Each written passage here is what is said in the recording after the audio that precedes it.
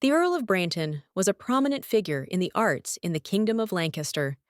He was showered with compliments for his delicate and colorful style, and now he is known as the Hand of God.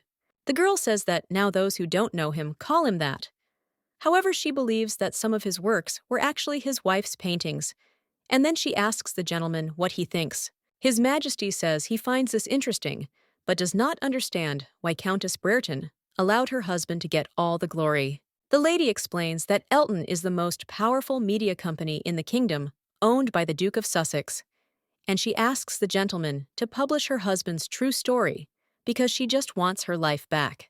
The main character remembers that in her youth she lost her parents and was the only heir. At that time, Ryan healed her pain. He said that he always wanted to be with her, Lady Brereton. The girl says that she has linked her future with him. The lady says that the second son is ready.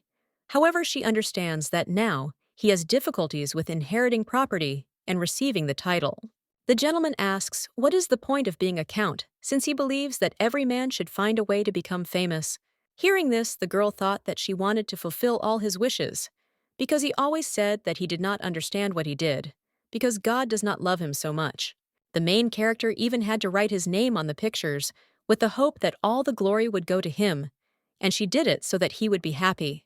The lady asks if the count is rarely at home, and his wife explains that he always says that he works in the workshop, but lately he comes home drunk. The main character says that one day when he came home, he smelled of another woman's perfume. Ryan denied everything and asked if she was trying to blame him for something, and then claimed that it was partly her fault. And the girl with red hair asks if Inez thinks so. She says that, honestly, she is not very attractive to men, but she knows that they do not like crazy women like her, and suggests remembering this. Having heard this, the main character asks, in surprise, what she should do. Charlotte replies that if she were in her place, she would leave the count alone because she knows that he loves freedom, and then claims that maybe this will save their relationship.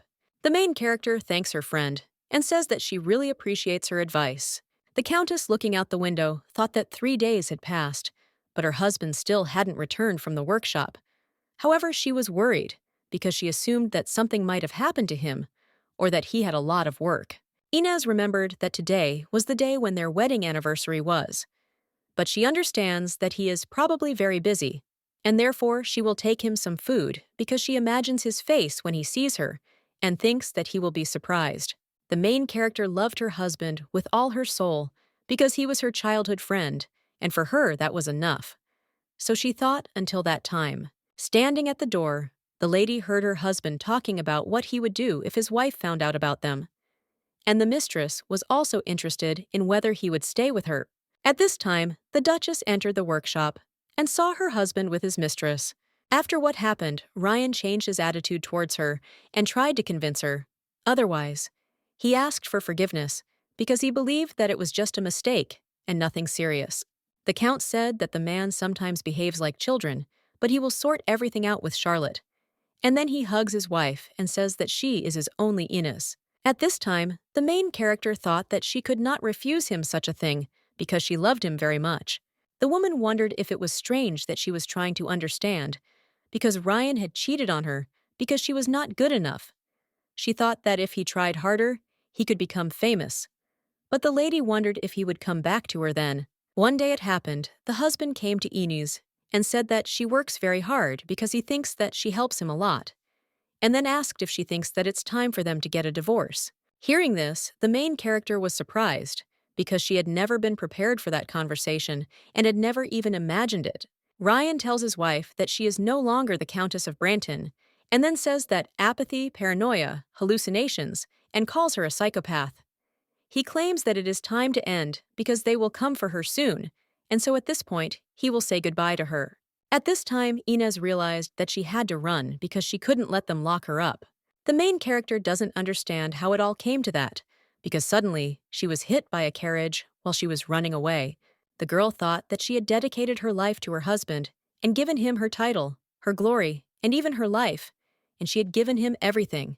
However, now she wants to get it all back. After some time, the maid says in surprise that the lady is all sweaty, and then asks if she had a nightmare. At this time, Inez wondered if she was in her room, and she thought that it was all a bad dream. Mary says that the lady is probably tired, because today is a very important day, and it is their wedding anniversary. Hearing this, Inez is surprised and asks what date it is today. The maid replies that today is the 28th of May, 1825. Hearing this, the mistress is surprised, and the maid asks if she is feeling ill. At this time, Inez thought how she could forget about the worst day of her life. After all, it had been 3 years since she found out that her husband was cheating on her with her friend. The main character reflects on the fact that she has returned to the worst wedding anniversary of her life. Mary asks the lady if she is sure that she does not want to take a break. However, Inez did not answer, and when she entered the kitchen, she asks in surprise why so much food was served. The maid explains that it is a celebratory dinner in honor of their anniversary, and the lady apologizes and asks if she can leave her for a while. Mary asks in surprise if she is unwell, but the lady assures that everything is fine and suggests that she not worry. At this time, the main character thought that she remembered everything: this wine, this food, and the flowers that she personally chose to decorate the table, and she did all this so that her husband would be happy. Inez turned everything upside down because she knew that the husband she loved with all her heart and her best friend were lovers. The girl understood that the man who was her whole world never loved her, and therefore considered herself stupid because her love for Ryan was pathetic, and her friendship with Charlotte was meaningless. Inez reflected on how ashamed she was of how naive she had been in the past. A few days later, the main character thought that no one had seen Ryan that day, and she thought that he was on a date with Charlotte. The lady thought that she shouldn't cry, but should just work. The countess thought that the first thing she should do is return everything that Ryan took from her, because she understands that the best way to return her fortune and title would be a divorce. According to the laws of the kingdom, in order to dissolve a marriage between aristocrats, you need to provide the king with valid reasons. However, the main character understands that there is a problem, because the society of the kingdom is men are the main ones because they can break into the outside world, and women must take care of the house. The kingdom of Lancaster is the most conservative in their region, and the girl understood that the problem is not in the laws, but in the fact that the social status does not allow women to divorce.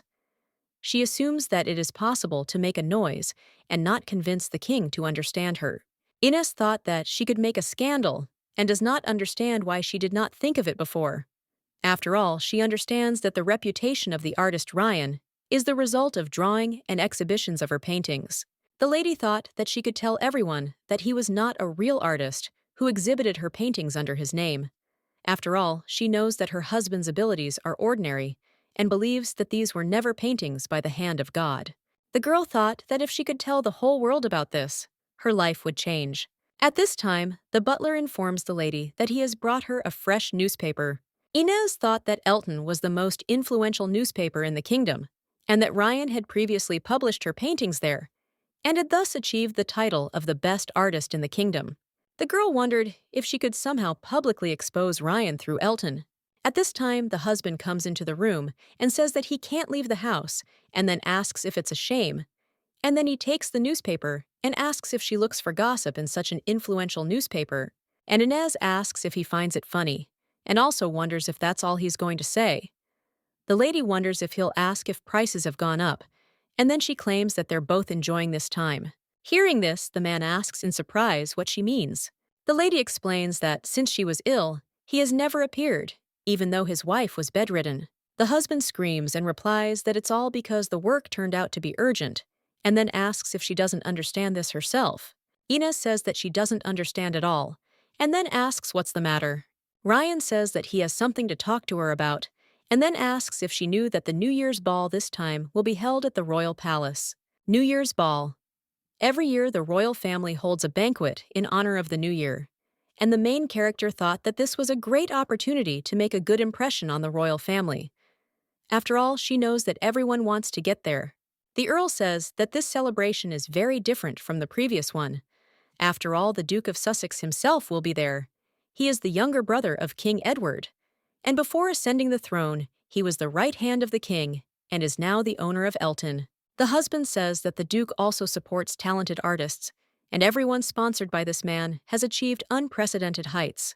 Ryan claims that this is her chance to become the best artist in the country, and so he suggests that she prepare herself and get into proper shape. At this time, the main character thought that even in the past, her husband always saw her as a servant and a way to achieve his ambitions. However, she believes that now everything is different because she will be able to meet the Duke, and if she is lucky, she can persuade him to publish the article. The maid looked at the lady and thought that she had been very tired lately, and remembered that before she was busy either cooking or embroidering because she always wanted to do something nice for her husband. Mary thought that she would really like to help her mistress, but at this time, another maid reports that Baron Jason's lady is now on the first floor. The maid tells the mistress that Baron Jason's lady has come to visit them. Hearing this, the lady is surprised and asks if she has an appointment with her, and the maid explains that this lady has come herself.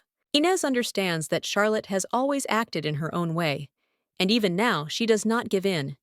And she also wondered how long she had been looking down on her. Charlotte asks her friend why she is taking so long, and then tells her that she heard she was sick. The lady with red hair asks if she is really sick and why she looks so cheerful, and then asks if it was a lie. Charlotte says that there will be a New Year's ball soon, and she asks if Inez is going too. The girl replies that of course she is going. A friend says that this is wonderful, because in fact she does not have a carriage to go to the ball, and she asks if she can lend her carriage, because she thinks that they are friends. Hearing this, the maid was surprised, because she realized that she wanted to ride in the marital carriage. The knife reads that, even if they are in a close relationship, she cannot do this. At this time, Inez realizes that her friend is smiling so slyly, but she knows that she and Ryan were planning to send her to the hospital, and she remained in the dark until her return. The main character takes her hand back and then tells her not to touch it so casually, and then asks if she knows what decency is. The lady says that even if they are friends, then turns around and leaves, and says that she is not feeling well today, and therefore offers to leave her. At this time, Inez thought that she was different, and not the naive fool she had been before. At the royal palace, King Edward says he is glad the Duke of Sussex is also going to the ball. His Majesty asks why such seriousness and suggests to relax, and then asks if he is really so dissatisfied with the fact that he forced him to go to the ball. Enoch asks the king what he was thinking, and the Lord asks if this isn't a great chance to meet a young and lovely lady. And at that time, I thought about what he wants him to get married. The guy explains that he will come to the opening of the ball and then leave. The king says that he should dress nicely and asks if he understood, and then says that the lady of his heart will be there. When the young gentleman left the king's chambers, he thought about the lady of his heart, and these words impressed him. At this time, Ryan angrily asks why it took so long. And when he saw his wife, he was surprised and asked if she was crazy and what kind of outfit she was wearing.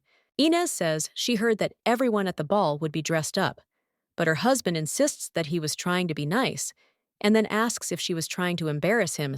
The main character grabs him by the shirt and says that he came in a first-class suit, and then says that when a person comes to a banquet in worn clothes, she wonders if this would be even more shameful.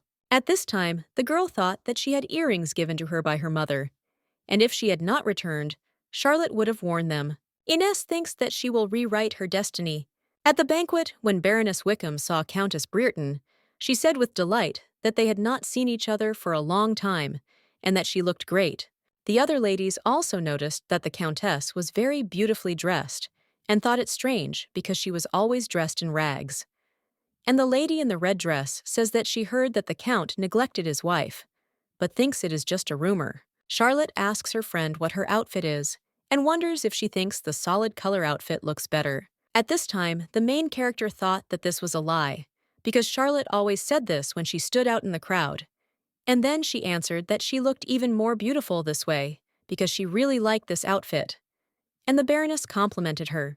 At this time, the lady with red hair does not understand what happened, because she knows that her friend always listened to her. The Countess says that when she dressed at her discretion, no one complimented her, and therefore she believes that her style is better than Charlotte's. At this time, the husband asks what she is saying, and also wonders why she is talking so rudely to Lady Jason. He asks if she decided to humiliate him with her behavior, because she thinks that they are best friends, and she decided to quarrel with her in public. Count Ryan thought that this was a great chance since she had been acting too arrogant lately, and thought that public humiliation would do her good. At this point, the Duke arrives and says that it seems he has come at the wrong time. He says that the Earl of Brereton's paintings are very good, and he has come here to meet him personally. And then he says that, no matter how emotional he is, he should not raise his voice in such a place. Ryan apologizes. And the Duke of Sussex says that the Earl has made it in the art world, and then asks if this happened after his marriage to the countess.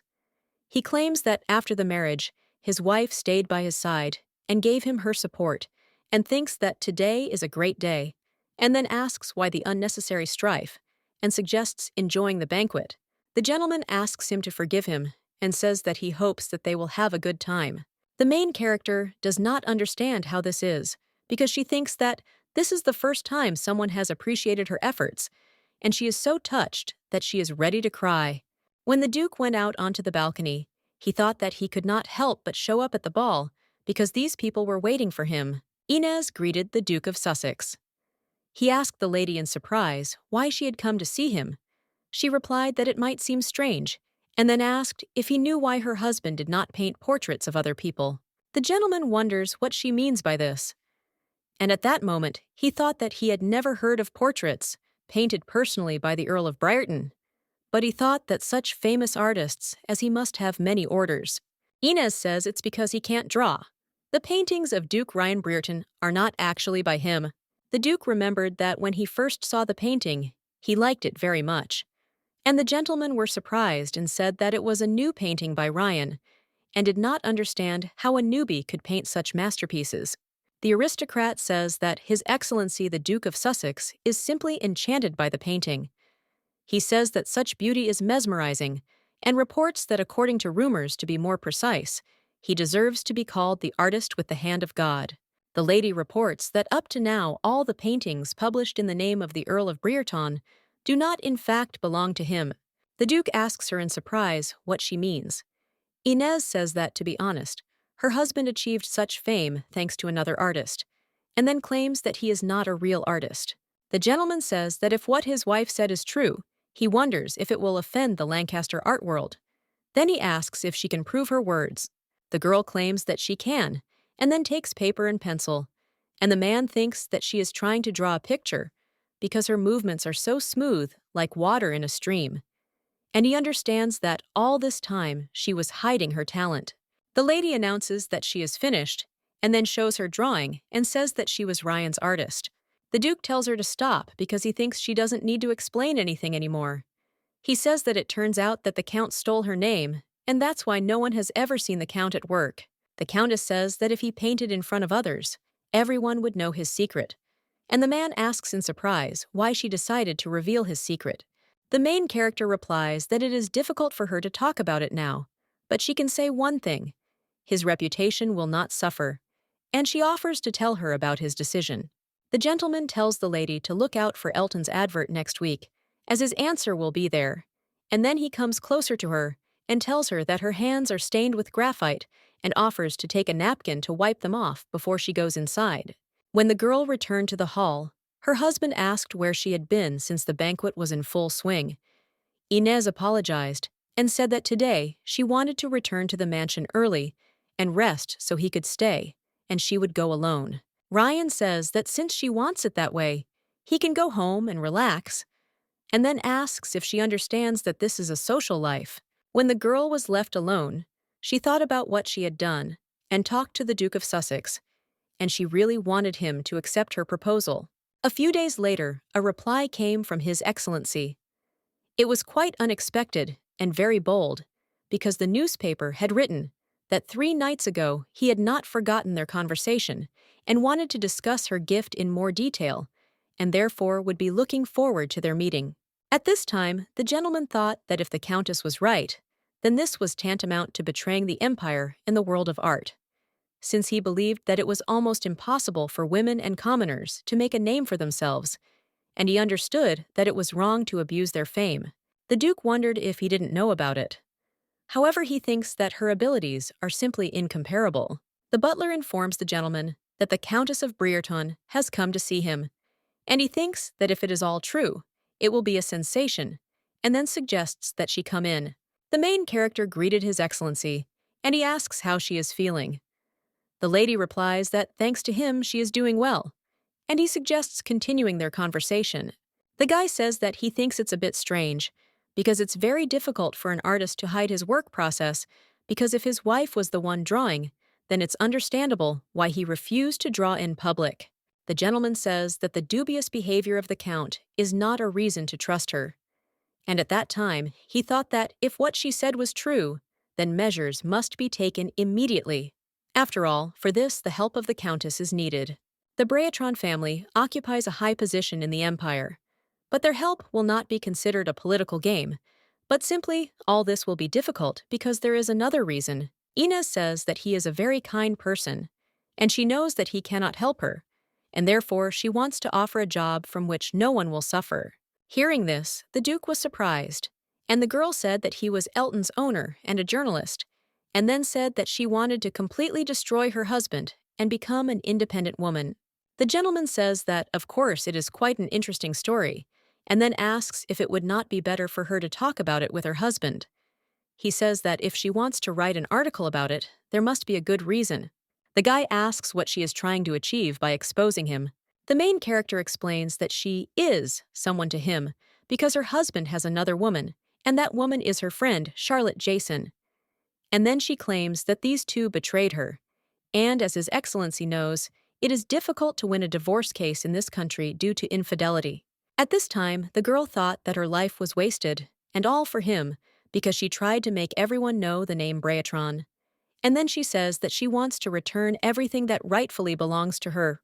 The Duke thought that she was very determined, and her goal was the complete confiscation of all property and title that actually belonged to her, and also understood that she wanted to change the opinion of society through Elton's. Mr. asks if she's sure about this, and then says that Elton is a large newspaper that is read by most citizens, and after the publication, the scandal will affect not only the Count, but her as well. The young gentleman says that the article is certainly tempting, but as for her wounds, she should think about it carefully. The girl understands that her husband doesn't need anything except power and wealth, and now the stranger cares about her more than her husband. Inez claims that she has already made her decision. He says that for everyone to see, the article must become a sensation, and the most important thing remains. And then they report that the painting was published under the name of the Count, so she must prove that they are hers. The gentleman says that he has several of her works, and therefore she needs to redraw them. The lady says that she understands. When the girl entered the room, she saw a table with paints on it and thought that it felt like an eternity had passed, but in reality 3 years had passed, and she understood that a lot had changed, but the only thing that had not changed was her talent. After a while, the gentleman asks if she has finished. Hearing this, the girl is surprised and asks if he has been watching the work all this time. He apologizes for frightening her.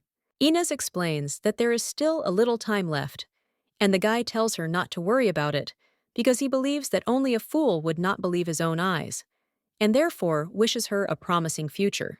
The Duke of Sussex claims that the Countess of Briarton is the hand of God. When the gentleman saw the girl off, he wished her a successful trip and that she be careful. The main character gives him a handkerchief, and he asks if this is the handkerchief he gave her. The girl says that he really helped her out then. His Excellency asks why the lady smiles, as if it is their first meeting. She asks if he is uncomfortable, but the gentleman objects and says that she should simply be attentive on the way home. The maid met her mistress, and she asks what happened to Ryan. When Inez went up to the bedroom, she saw her husband drunk, and there was a mark from red lipstick on his shirt. A man reads that as a result of an investigation several years ago, the paintings of the Earl of Brereton became widely known. They were painted beautifully, but they were not painted by the Earl, and they also studied his relationship with Baroness Jason. The butler asks the gentleman if he is listening to him since he believes that His Excellency is still interested in the identity of the mysterious artist. The Duke offers to just take a look because he believes that this is not just a hobby but a talent. As a child, it was difficult for him to hide his true feelings because the prince was so gifted that he could take the succession away from King Edward. And the stronger His Excellency became, the more envious people he had. The man said that this boy is so young and already a genius, and then asked if it was worth postponing the appointment of Prince Edward as Crown Prince. And then he turned to the boy and said that when he ascends to the throne, he should not forget Mr. Felix, because he believes that they are all one family. Enoch turns to his older brother, and he asks why he cried so much, and also wonders who offended him, because the older brother will go and punish the offender. The boy thought that the words of the nobles were just an empty sound. The butler turns to His Excellency and says that it seems to him that unrest is inevitable. Enoch agrees with him and says that even after his abdication of the throne, people were indignant for a long time and believes that it is the same there, and therefore believes that this is a great opportunity because the topic is so provocative that it will attract the attention of even the people of the empire. He claims that the more copies, the more noise. The young gentleman believes that Countess Briarton is truly a genius, because by hiding in the shadow of the Count, she ruined her talent, and therefore he feels sorry for her. The man asks what he is going to do. The gentleman thinks that it would be a good idea to first attract the attention of the kingdom's inhabitants, and they will organize an exhibition. However, the exhibition will include the works of this countess. The butler says that chaos could break out. But the guy claims that there is no other way, because he thinks that rumors will start, and the name of this exhibition will be the title of the article. At this time, the nobles are discussing a new newspaper in which it was written that the owner of Elton is holding an art exhibition. The Duke of Sussex wants to support talented artists, and it seems that this way they will be heard about in the country. Ryan asks his wife if she's heard that the Duke is holding an art exhibition. She asks surprised why the exhibition. The husband insists that this is his chance to shine even brighter. Then he asks if it's not a source of pride for a wife to see her husband's success. The Count says that he needs her to paint a picture, and then asks if she will do it. Inez says that this is the first time he has had lunch with her in so long. He asks in surprise if this is really true, and then explains that he has an active social life and it is easy to lose track of time. The husband says that things are a bit hectic now, and that he will have to get up early and come home late, and then asks if she understands this. And then he claims that from now on, he will come home early and will always try to have lunch with her. Hearing this, the main character thought that she just felt funny for a moment, and then she says that she will think about it. He thanked her, and then says that he didn't even know what he would do without hers. At this time, the girl thought that she was sincerely glad that he fell into her trap. Inez tells the Duke that Ryan has asked her to paint a picture for the exhibition. The Lord says that, as expected, the Count's greed knows no bounds, although he knows that such people are easy to read. The lady says that they can now follow through with their plan to paint a picture for the exhibition in the Count's name, and send the same in his wife's name. 2 paintings in the same style will start discussions, and then people will expose the Count's lies. Enoch says that of course painting 2 paintings at once is not an easy task, and thinks that he will have to try hard. And the lady says that she should thank him for giving her a chance. The gentleman says that now all that remains is to fill out the records, and then asks if she doesn't need a place where she could work to paint 2 pictures at once. He says that he will help her. Inez claims that everything is fine because she can handle it since she already has an idea. When they arrived, the gentleman said that it was amazing because he didn't know that she personally visited Huabang Street. The lady says that it is very convenient there and that she can buy the necessary items there. And at that time, she thought that she was surprised that His Excellency followed hers. The girl believes that his beauty cannot be hidden by any clothes and that attention cannot be avoided. Inez says that Mr. Ryan avoids the company of ordinary people and he attracts so much attention to himself. And she thinks that it is desirable for them not to run into her husband, and then reports that she recently opened an atelier with her art materials. At this time, the saleswoman says that she has not seen the lady for a long time. Hearing this, the gentleman asks if this woman is the owner of her studio. She answers that it is easier to hide this way, and therefore asks to play along with her. The woman asks how the lady is doing, and then suggests that they go quickly because she will show her the new brush that she recently received. The saleswoman asks if she needs a place for a studio. Then she says that she has an empty top floor and asks about it because she thinks this place would be perfect. Inez says she'll think about it and let you know what she decides. and the saleswoman suggests going up there right now and having a look around. The main character thought that this was a good place because there was also a large window and a great view of the street. The woman says that once she has looked around, she should come down, and she will wait for her at the bottom. Enoch looked out the window and said that it was a wonderful view and that it inspired him to create masterpieces. The girl said that she wanted to present this landscape at an exhibition. She thought that this place was perfect for her and thanked him for going with her today. The Duke says that he wanted it himself, and the lady says that he has wasted his time and is probably hungry. She asks if he would like to try a sandwich. The main character thought that she was stupid because it was impossible for the Duke to eat something like that, because he doesn't eat that, and it's food for the poor. And she thought that she had made a big mistake. However, the guy took the food and thanked her. And then he says that it is too good for a regular sandwich. Enoch offers the lady a bet.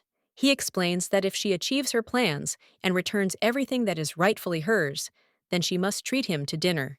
Hearing this, girl thought that he wants to have dinner with her, and then agrees, and claims that she will treat him to the most delicious food that is. He says that he will wait impatiently. The next day, the gentleman came to the shop and asked where Miss Eanes was. The woman replied that she was in the studio, and then asked if she hadn't told him that she would be painting all day. Miss Rena reports that the lady said she wanted to paint a picture for the Duke's exhibition and thought her pictures were wonderful, but didn't think about her health at all.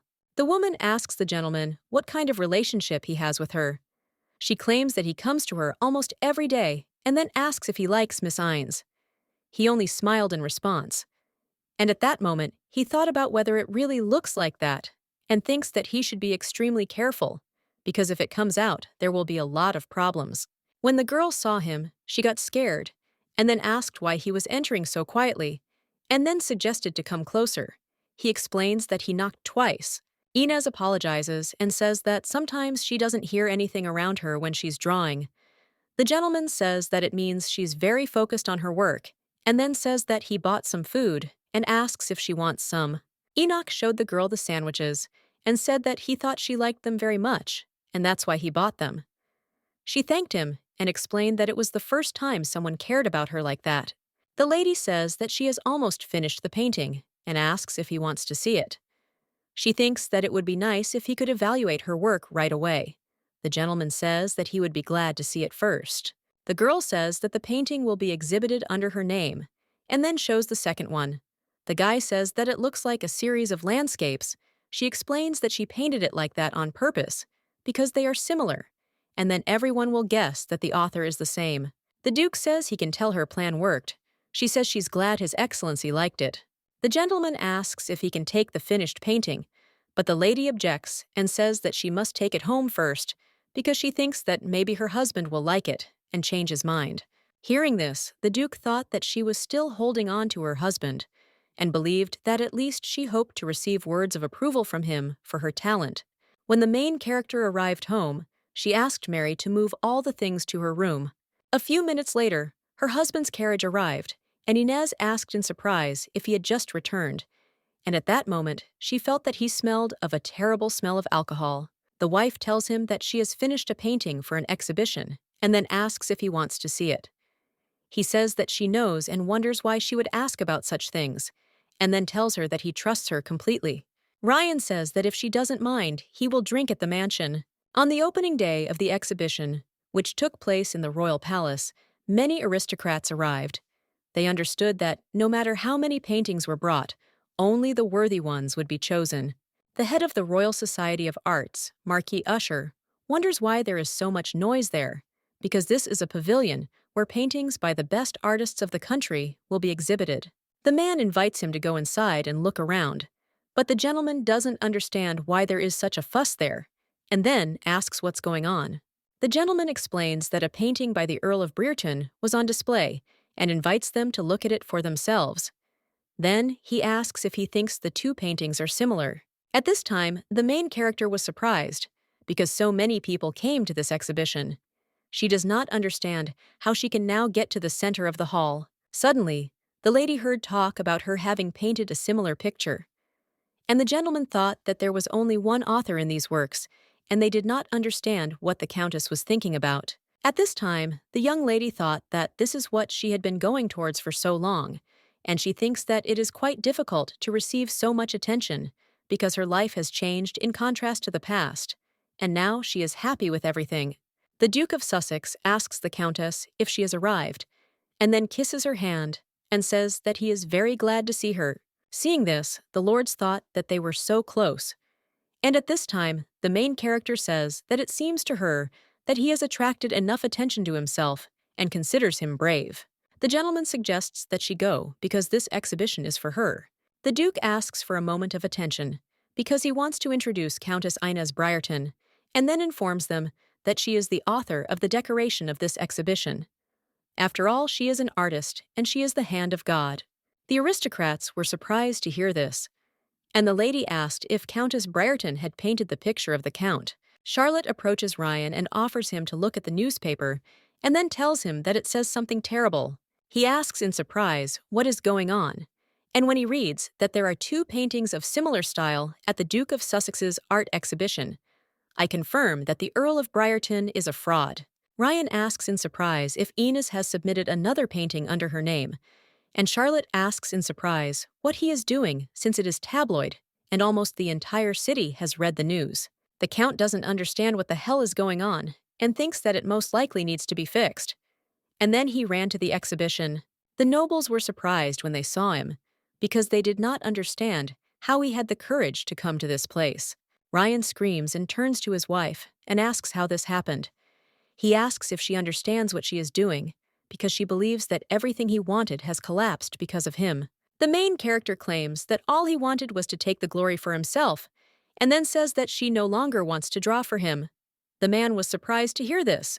Inez asks if he heard correctly, and then claims that she will no longer create for him.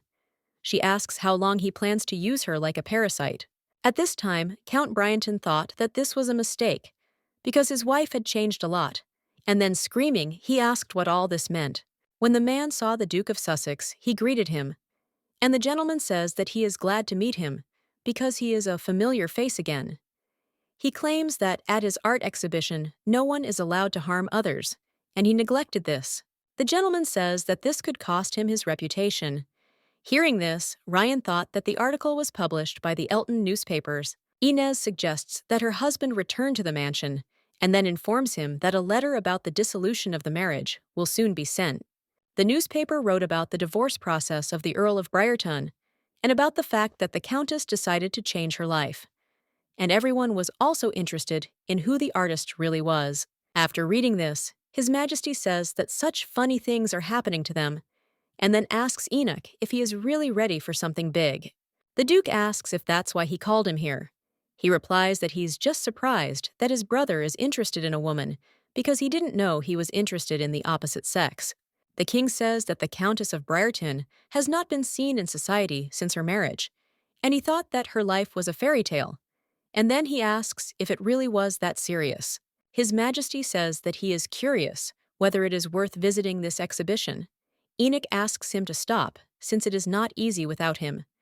He also suggests not to burden anyone, but just sit and watch, since he believes that even if he visits the exhibition, he is unlikely to meet her.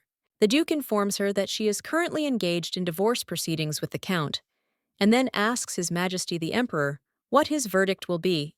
The king says that, to be honest, he doesn't know, because after careful checks, he made a final decision that will not be biased towards either side. Edward says he doesn't know why, but if his brother wants to support the Countess, then he should be ready for the verdict, and asks if he liked her. At this time, at the Hamilton Hotel, a gentleman asks if Countess Briarton lives there, because he really wanted to meet her. The main character looked out the window and thought that it was good that this problem was solved. But now, everyday life has become a burden to her. After all, one day of an art exhibition, and all the headlines about this news.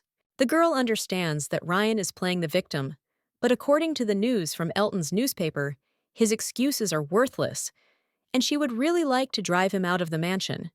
But now she understands that there is no need to think about it until they are divorced. Inez understands that she has come this far, thanks to the help of His Excellency. At this time, the butler enters the room and apologizes, because she stipulated that no one should be let in. And then she says that the Viscount's wife, that is Ryan's mother, her mother-in-law, is looking for her downstairs. The main character remembers that when she first saw this woman, she told her that she was very happy to be part of her family, but she understands that she cannot heal the pain of losing her parents, but she will try to become her second mother. Inez knew that Miss Go's appearance was just a pretense, and she knew that after the wedding, her father and Ryan were pumping out Brian's money, and this two-faced woman had humiliated her so much that she herself became her mistress. The mother-in-law opens the door and says that she came to visit, but they won't let her in, and then asks what kind of rude behavior she's had since she heard about everything and thinks that her daughter-in-law has disgraced Ryan at the art exhibition. The woman asks if this girl understands what she has done, and then screaming, she claims that if she became his wife, she should obey her husband, and asks how she dares to treat her son like that. The main character tells the woman that she is thinking of divorcing Ryan. Hearing this, Miss Go says that she is a girl who has not been able to give birth to an heir for him for all these years, and so brazenly talks about divorce, and then says that she is putting the honor of Briarton on the line. Inez tells her mother that she doesn't know why she suddenly started talking about Briarton's honor. And then she says that after her divorce from Ryan, these people won't touch her. And besides, she's so happy. The woman screams that this is madness.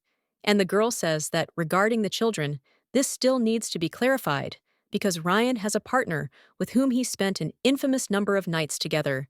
And therefore, he thinks that maybe he has children and asks what she thinks. Hearing this, the mother-in-law changed her tone and then calls the girl her children and says that she is still young and does not know much about the world, and she understands how much Ryan's betrayal hurt her, and then says that men always do this, and even if they do not have fun outside the home for long. At this time, the main character thought about how she lost her parents early and was never attached to adults, but that her mother always takes Ryan's side in matters of marriage, and that she is aiming for the inheritance of the writer Beck. She was silent and put up with all this thinking that there would be some meaning in this. Inez says that's all, and the countess claims that this is absurd, and then asks if she thinks it's so easy to get a divorce as a woman. The mother-in-law says that nothing will work out for her, and she will beg for her forgiveness. At this time, the Duke enters the room, and when he sees the countess, he asks what happened. He says that he just decided to check if everything is okay with her. The lady explains that it was just her mother-in-law who dropped by to visit, and it was a bit noisy. The man says that he told the manager not to let strangers in and to see to it again. But the girl objects and says that it is not worth it because his mother is already bothering him a lot. Enoch asks the countess how about living in his mansion. She was surprised to hear this. After some time, the main character says that this is a very fantastic forest right behind the house. Because of her mother-in-law's intrusion, she could not stay at the hotel, and the Duke said that he had several mansions, and so she could live in one of them until the court hearing. The main character stayed to live at His Excellency's villa. There is only one day left before the divorce hearing, and the young gentleman asks how she feels. The lady replies that she doesn't even know, because she is a little scared. Enoch wonders why Inez says what will happen if she suddenly loses the case, because she thinks that she will have to live with Ryan as a husband, and if this happens, then most likely she will not be able to bear it. The Duke says that this will definitely not happen and claims that she will definitely win the case, and he, as the owner of Elton, can assure her of this. At this time, the main character smiled and explained that she had never heard His Excellency raise his voice. Enoch asked for forgiveness and explained that he simply relaxed a little around her. Suddenly, Inez sees the rabbits and invites the gentleman to look at them. She says that she wants to make a sketch and asks if he can wait for her for a little while. He says that she can draw as much as she wants. Watching the girl, the young gentleman remembered the girl's words about how she had heard him raise his voice for the first time, and this made him laugh a little. The next day, there was a divorce hearing.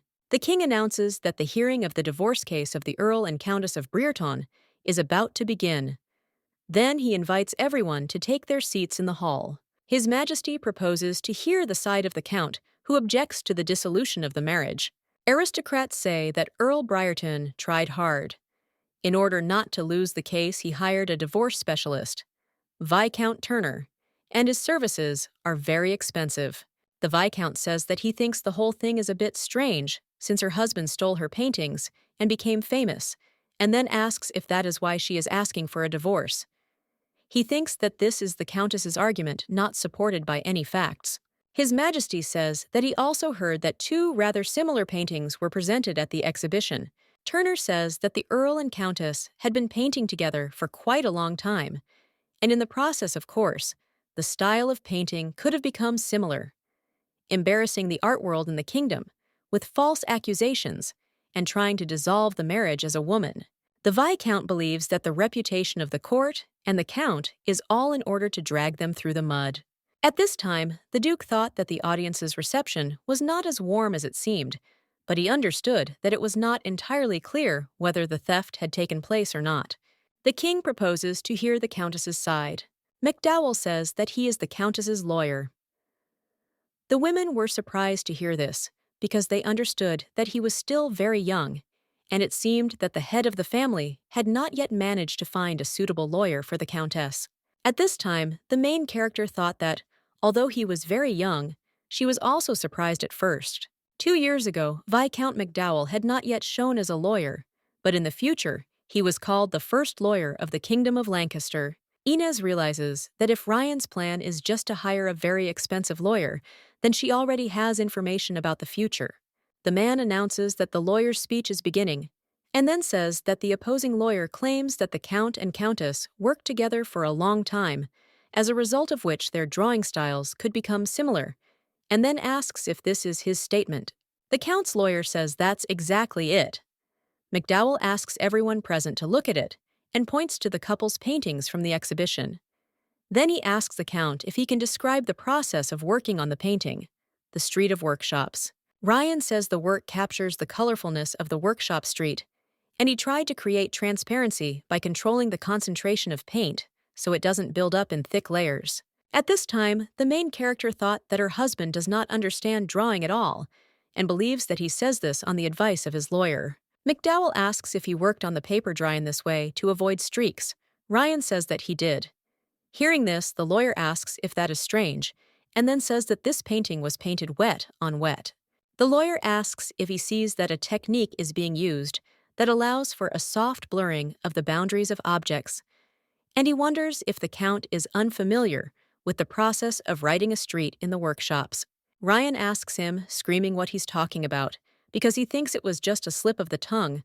The Duchess's lawyer asks if he can then tell them the real story behind the painting. Hearing this, the Count could not say a word, but Inez said that this street of workshops is the second street, and this is the view from the second floor of Mrs. Lance's studio.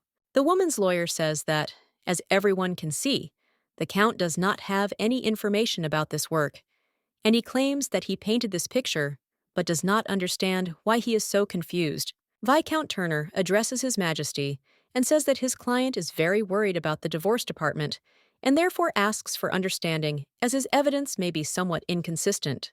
Turner claims that they swore to love each other, sealed this promise with the bonds of marriage, and then lived what the Count thought was an ideal life, and therefore he believes that he is very confused because his wife is divorcing him.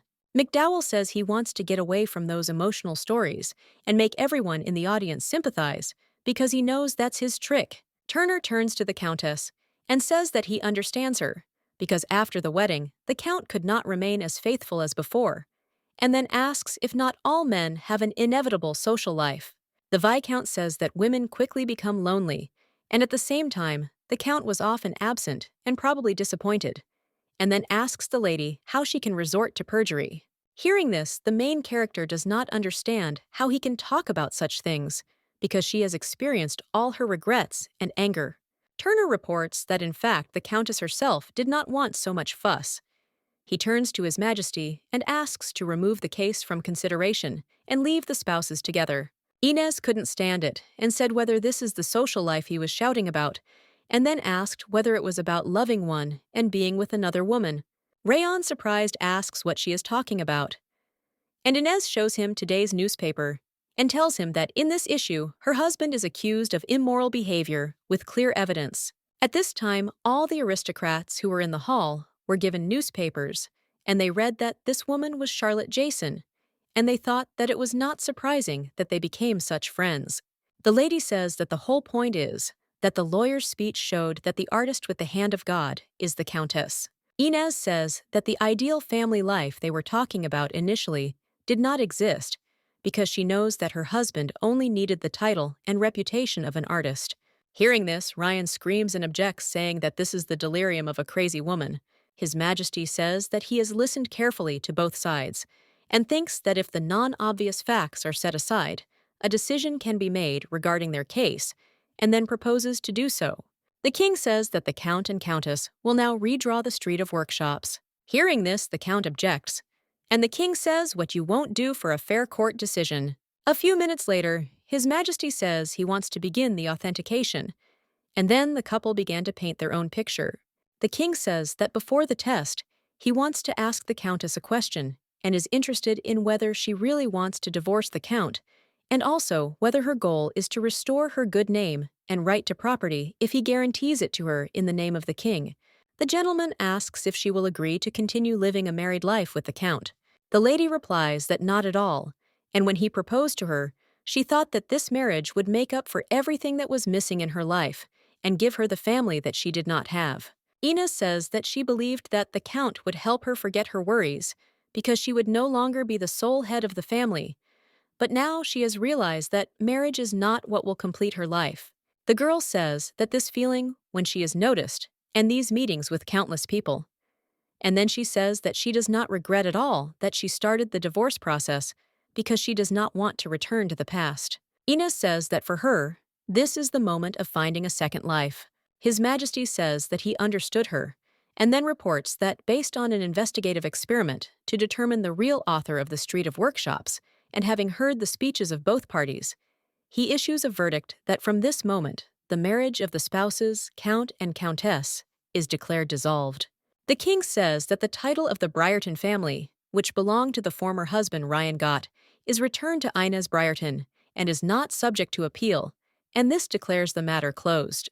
Hearing this, the lady was surprised because the divorce petition was granted, and now Inez must be called the head of the Briarton family. They became interested in who the former earl would be now. Ryan wanted to talk to Inez, but the count stood in his way and asked if he wanted to speak to Countess Briarton. He explained to His Majesty that he wanted to talk to Inez for a moment. The gentleman claims that the countess is certainly tired after the court hearing and thinks that it would be a good idea if he spoke to her at the next opportunity. Enoch takes the girl by the hands and asks her to go. He shows her a path where reporters cannot enter. She thanks him, and he tells her that this is a passage for the royal family only.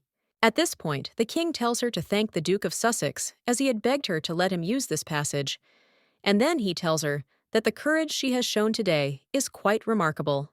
King Edward believes that this trial will set a good precedent, and he hopes that it will inspire other nobles who suffer in similar situations. His Majesty says that he leaves there in a great mood, and then tells the countess that they will see her again.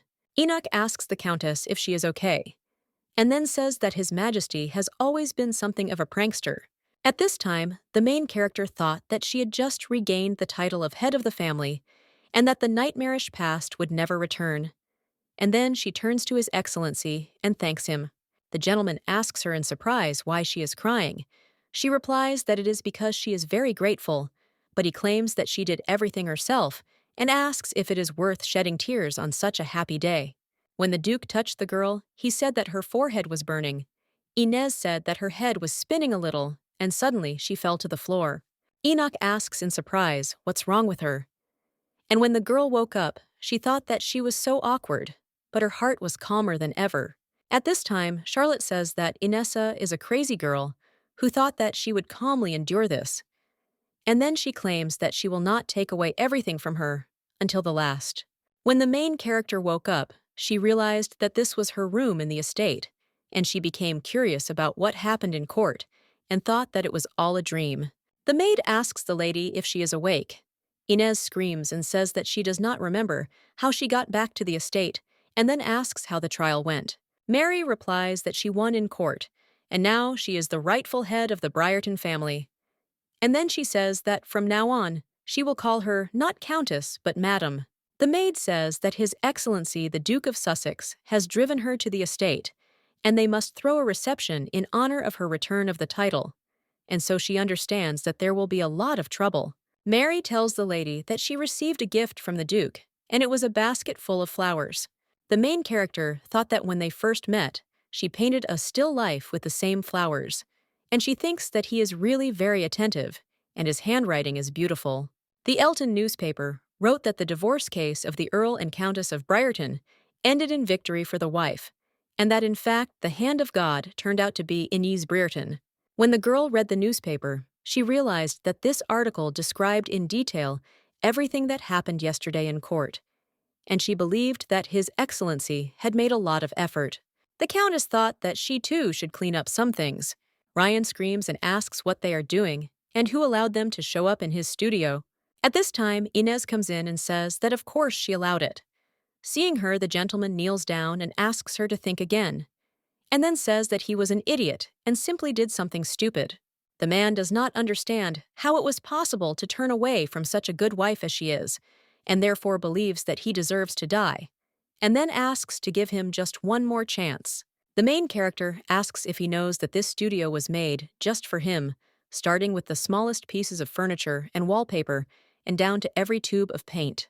The lady claims that she personally chose every little thing, especially for him, and he, in this very studio, laughed sweetly, kissed her friend Charlotte, and engaged in obscenity. Inez says that she believed him and Charlotte, and he just laughed at her, and then she congratulates him on the divorce and wishes him a good life, although she does not know how happy his future will be. Ryan asks the girl to wait, but at that moment, the knight stood up for her. At that moment, the main character thought that there were always people who tried to be on her side in her past life, and she did not think about it. The lady says to throw out Mr. Ryan Gott from the estate, and then she turns to the maid and thanks her. The Duke of Sussex turns to the lady and says that she handled the situation perfectly well herself, and he didn't even have time to get a word in edgewise. Seeing him, the main character asks in surprise how he ended up there. The gentleman explains that he was passing by her estate, and the servants told him where to find her, and then asks if this is her ex-husband's studio. Inez says that she put her heart and soul into making this place for him, and that's why she just wants to get rid of it now, because she thinks that it could be a much better place and it could be an exhibition hall or something like that. At this time, the gentleman thought that he too was behaving like a fool, because he did not understand why he felt sad every time the Countess spoke about her husband, and why her brother had instructed her to do this particular matter. Enoch asks the Countess if she remembers her promise to treat him to dinner when everything is over. Hearing this, the main character thought that, now that the trial was over, she would no longer be able to see His Excellency, and then she said that she would not just treat him to dinner, but would repay him for his help with everything she could. And so it could be anything, and let him just tell her about it. The Duke says he wants her to paint his portrait with her own hands. At this time, he thought that with her, he would like to stand out a little more often. In a few days, Inez began painting the gentleman's portrait. He says he thinks a simple composition would be nice too. The lady says that the thought that this portrait will be painted in gratitude for the service gives her strength. The main character understands that the divorce case is completed, and His Excellency met with her to paint a portrait. The lady says she will start with a sketch. The gentleman at this time thought that he has no feelings for the Countess of Briarton. Enoch remembers a conversation with his brother, who said that it was the first time he saw him using his name and status to help someone. After all, his brother, who never said what he liked, never said what he wanted, and then asked if it wasn't interesting. Hearing this, the gentleman thought that his brother really understood everything correctly. After all, at first, he was interested in the Countess because of her genius, but now everything is different, and he is interested in a woman named Inez. The lady says that the sketch is ready, and he did a great job, but the man objects and says that the Countess wrote it and must have been more tired than he was. The girl asks him if he liked the sketch. He replies that it looks great, and she wrote it so beautifully that he even feels embarrassed. Inez says that she thinks she will need a little more time to work with the color, and therefore thinks they will need to meet again, and then asks if it will be too much trouble. The gentleman assures him that this will not be too difficult for him, and then asks if this will not be too burdensome for her, since she keeps this studio only for working on his portrait, and wonders if she would not be more comfortable if she remodeled this room. Hearing this, the main character understands that even though this was Ryan's studio before now, it is the place where she paints a portrait of His Excellency. The lady says that it must be like getting rid of bad memories by painting over them with good ones, and doesn't understand why she is so embarrassed. Enoch asks if he has become a good memory for her, and then says that it makes her very happy. Inez looked at him and wondered if he was interested in her, but she knew she couldn't know what was in His Excellency's soul. And if that was the case, she didn't know what was going on with her. The main character believes that she writes much more carefully than before, and her soul is at peace when she is next to His Excellency's lost in her thoughts. She suddenly overturned a bucket of water. The gentleman says that he will call her to be a servant, and the girl thought that, if she is not indifferent to him, then she thinks that it is not worth it because she respects His Excellency, and it should be only like that. And Ryan's lies and betrayal with Charlotte were reported in Elton's newspaper, in His Excellency's newspaper. And it was also written that she was in fact the hand of God and Inez Brereton. The main character understands that His Excellency supported her publicly and understood that rumors would soon begin that they were close. Enoch turns to the countess and says that her complexion is unhealthy, and then asks if she is all right. She explains that she is just a little tired. Inez understands that His Excellency is a really good man, and she cannot tarnish his reputation and feelings, which she is not yet sure of. But she believes that it is better to immediately cross the possibility of any relationship. Lita says that she is very tired, and then asks if they can finish for today. The Duke says that now she is a countess, and as an artist, and as the head of the family, she is so brilliant. And he thinks that it is such an honor to see that her wings have spread. And then he says that he really wanted to tell her this and see her face. At this time in the royal castle, His Majesty is reading a newspaper and says that Elton's sales are breaking all records. Queen Helena asks His Majesty what he is studying so carefully, and she wonders if anything interesting has been printed in Elton. The king offers to look at it, and then says that, as expected, the truth is much more interesting than fiction. She says that it is the article about the Baron's daughter Jason. The gentleman asks if she means Ryan Gott's mistress, because he didn't know they knew each other. She claims that of course he didn't know because she doesn't think it's the most pleasant of memories. She remembers that when they were in the garden, Charlotte said that he was so charming, and it was all thanks to the caring hand of Count Rambel. A man tells his wife that it is Charlotte the leech who pesters Countess Brereton and follows her everywhere at aristocratic receptions. He also believes that she is trying her best to impress the nobles. The aristocrat says that this Countess of Brereton is taking her along because they are friends. Inez greeted the queen and said that she was happy to meet her. Helen said that they had not seen each other for a long time, and the lady with red hair said that she was Charlotte Jason and was happy to greet her queen. Her Majesty says she is very active and pleased to meet you. Charlotte says she is very pleased to have the opportunity to speak to the queen and would have loved to join the tea party at the palace, but has not had the chance. Helen smiled and said that in that case, there would be room for her next time. The lady with the red hair said that she would be honored, because in such wonderful weather, it would be wonderful to go boating together on the Hudson River near this island. The public was not aware of this, because no one knew that the Queen's cousin had drowned in the Hudson River while boating.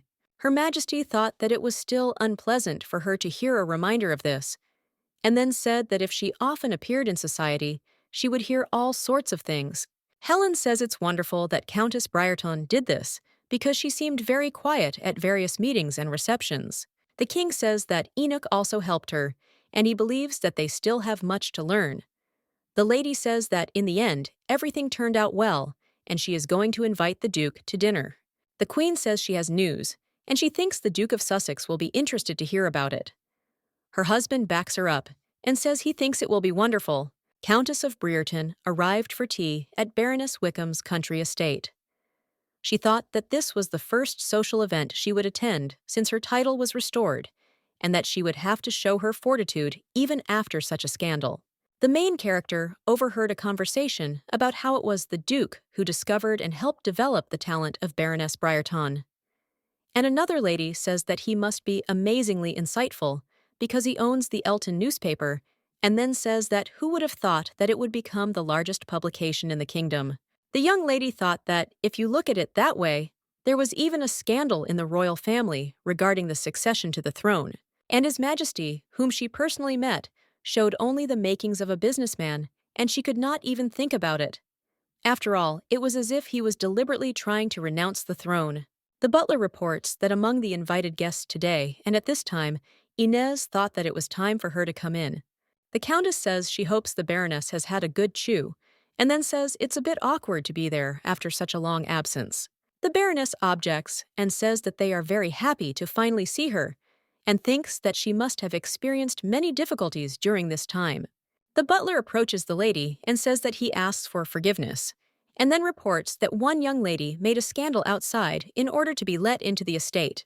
The baroness says to just throw her out of here and then asks who dared. He explains that it is Charlotte, the daughter of Baron Jason. At this time, the lady with red hair asks how she dares to ignore her, because she thinks that she will never leave Inez alone. Fresh rose in the banquet halls, dazzlingly beautiful.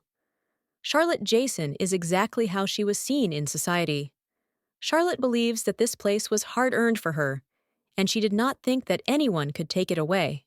When the Baroness read that the recent invitation to the reception was invalid, after all, what was written in Elton's newspaper was true.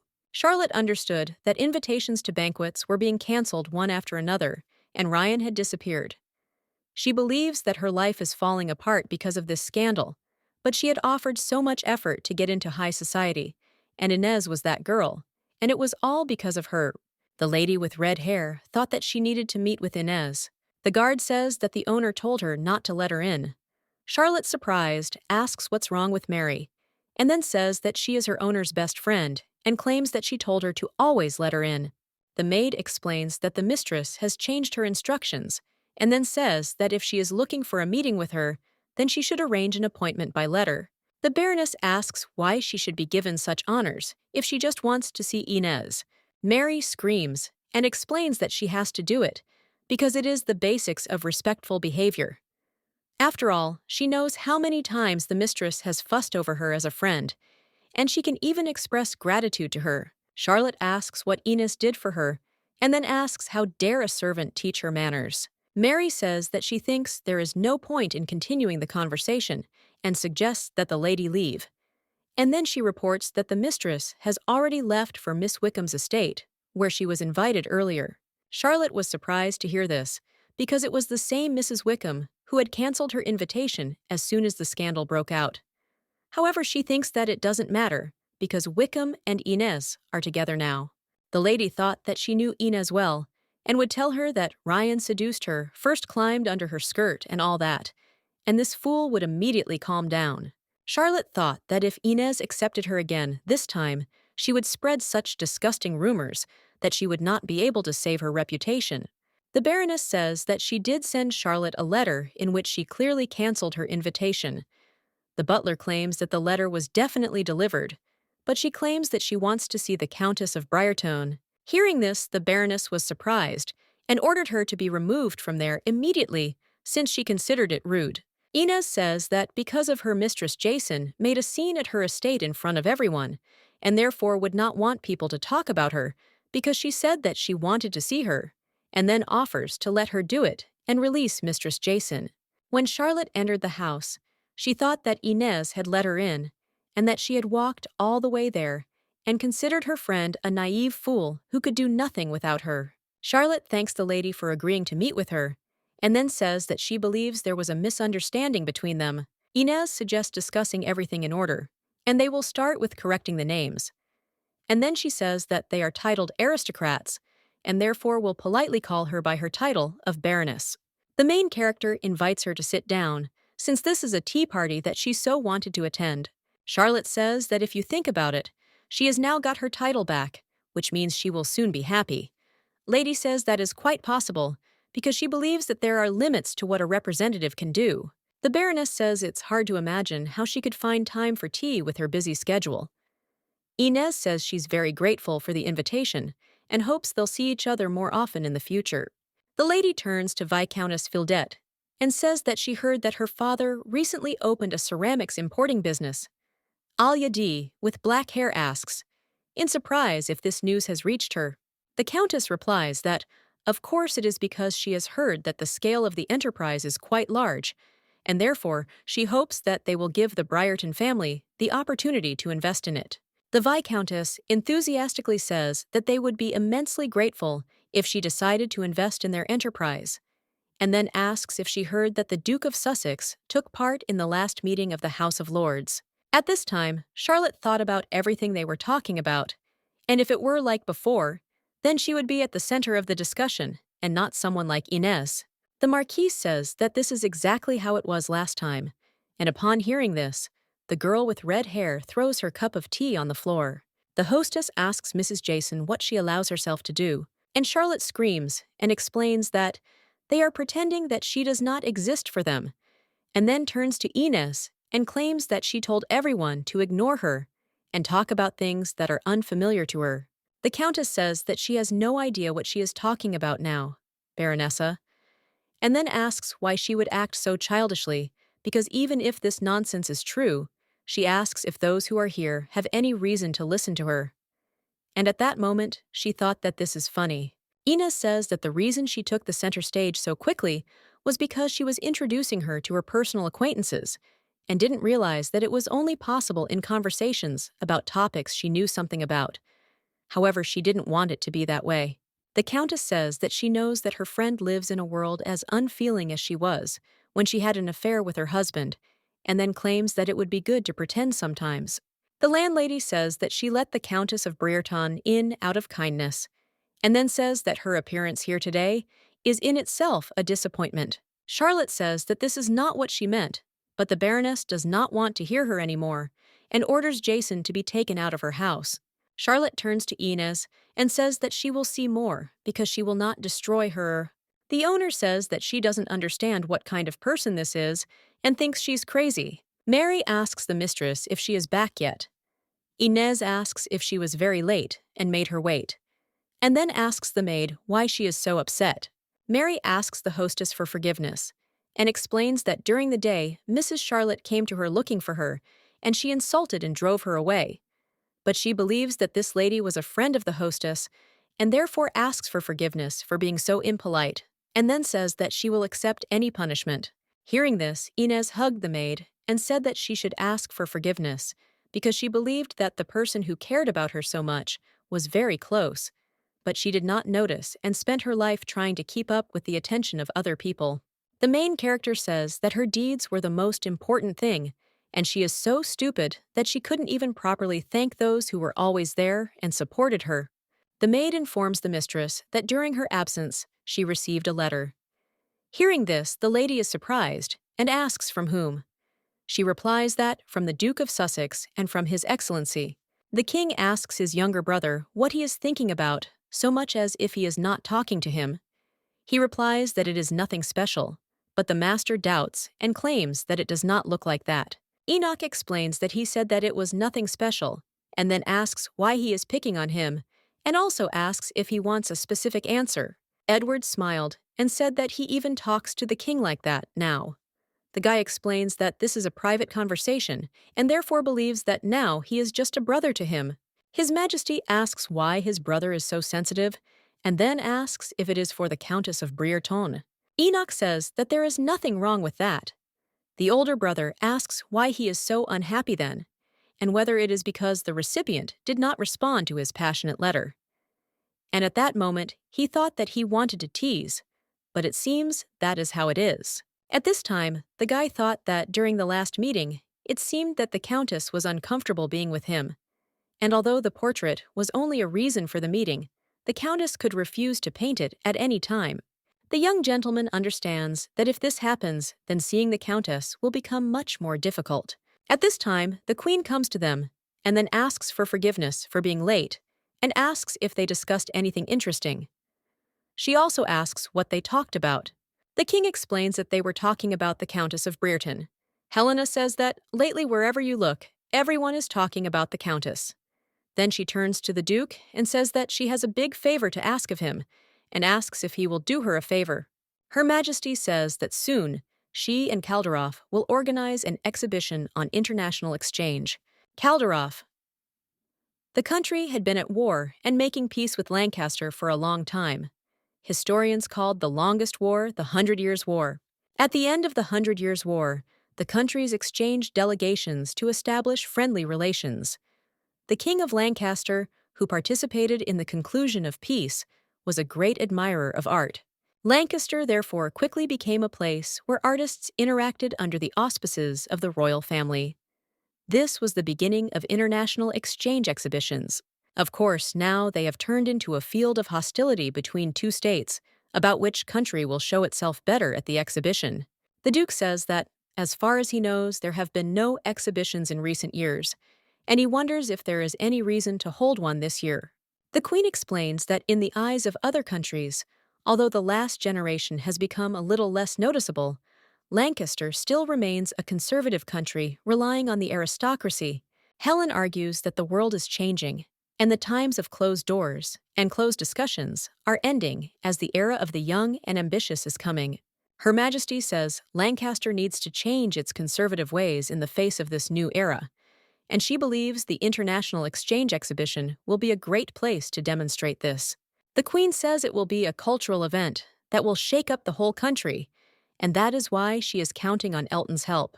Enoch asks if he can recommend an artist. Hearing this, the Queen was surprised, and then asked if the Duke of Sussex himself recommended the artist, and she wondered who it was.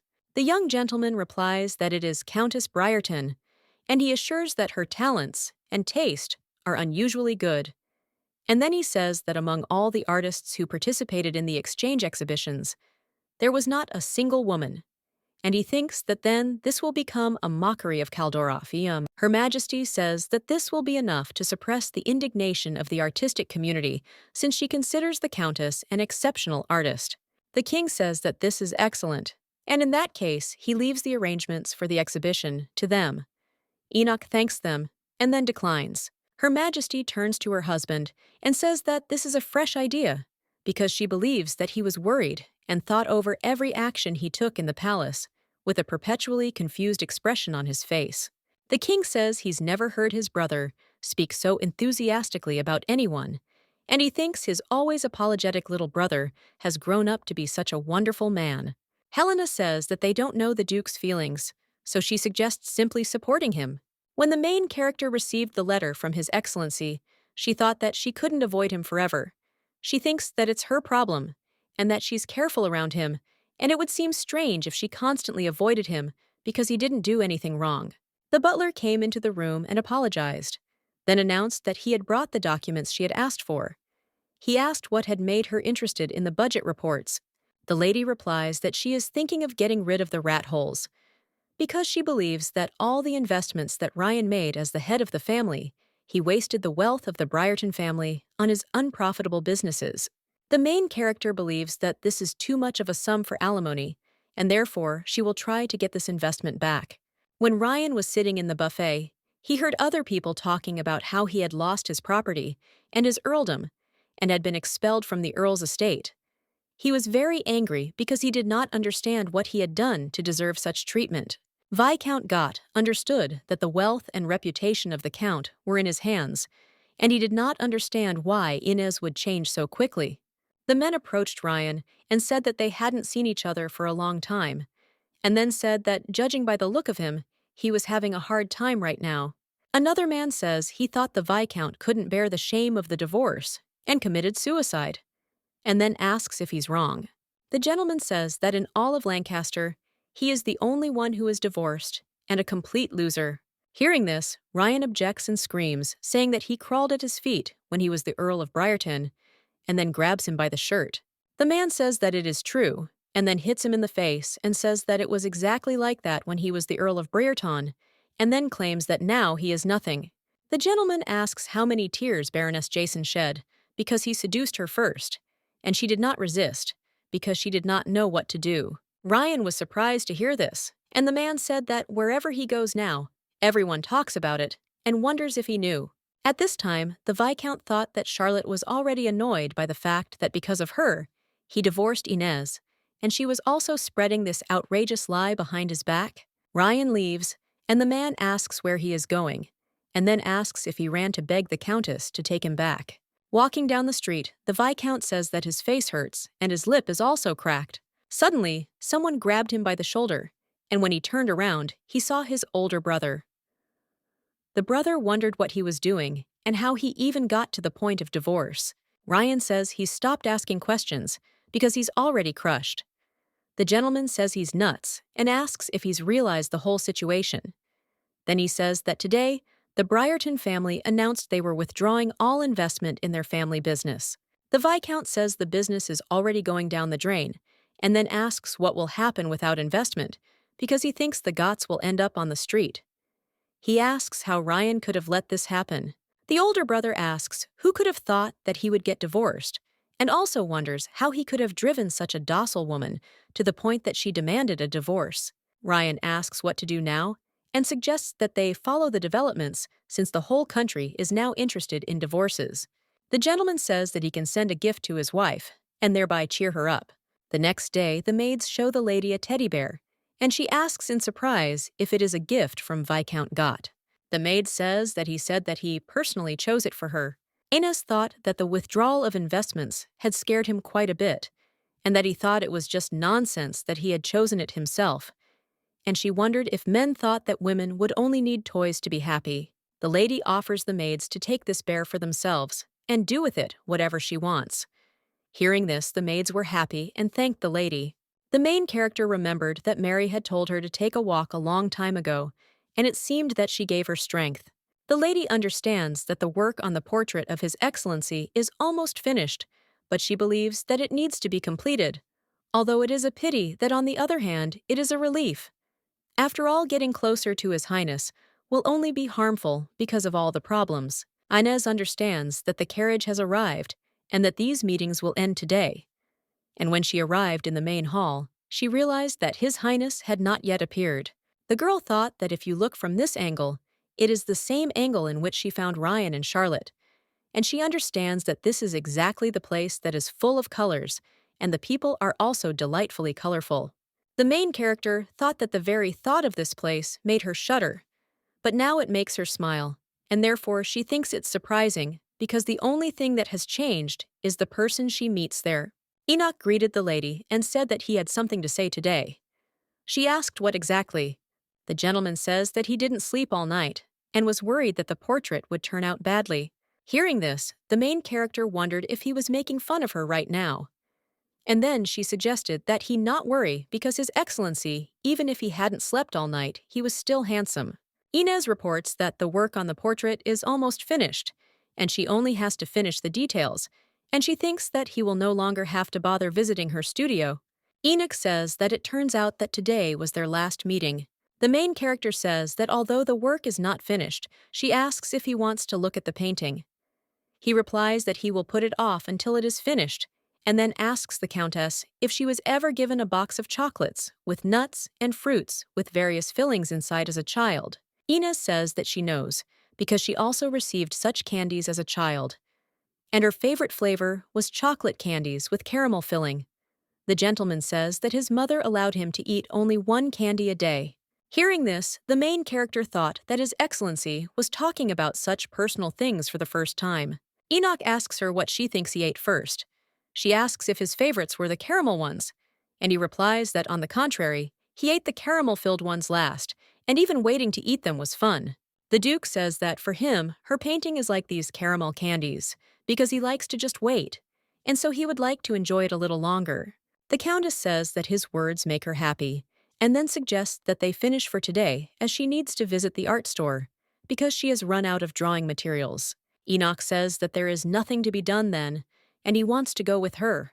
The young gentleman says that he hasn't been there for a long time, and the street is as busy as before. Inez asks the Duke why he went with her. He asks if she forgot that she owed him dinner. At that moment, the girl thought that he had joked, and she had not taken it seriously at the time. The Duke asks what she is doing. At this time, the lady thought that she had decided to break off relations with His Excellency.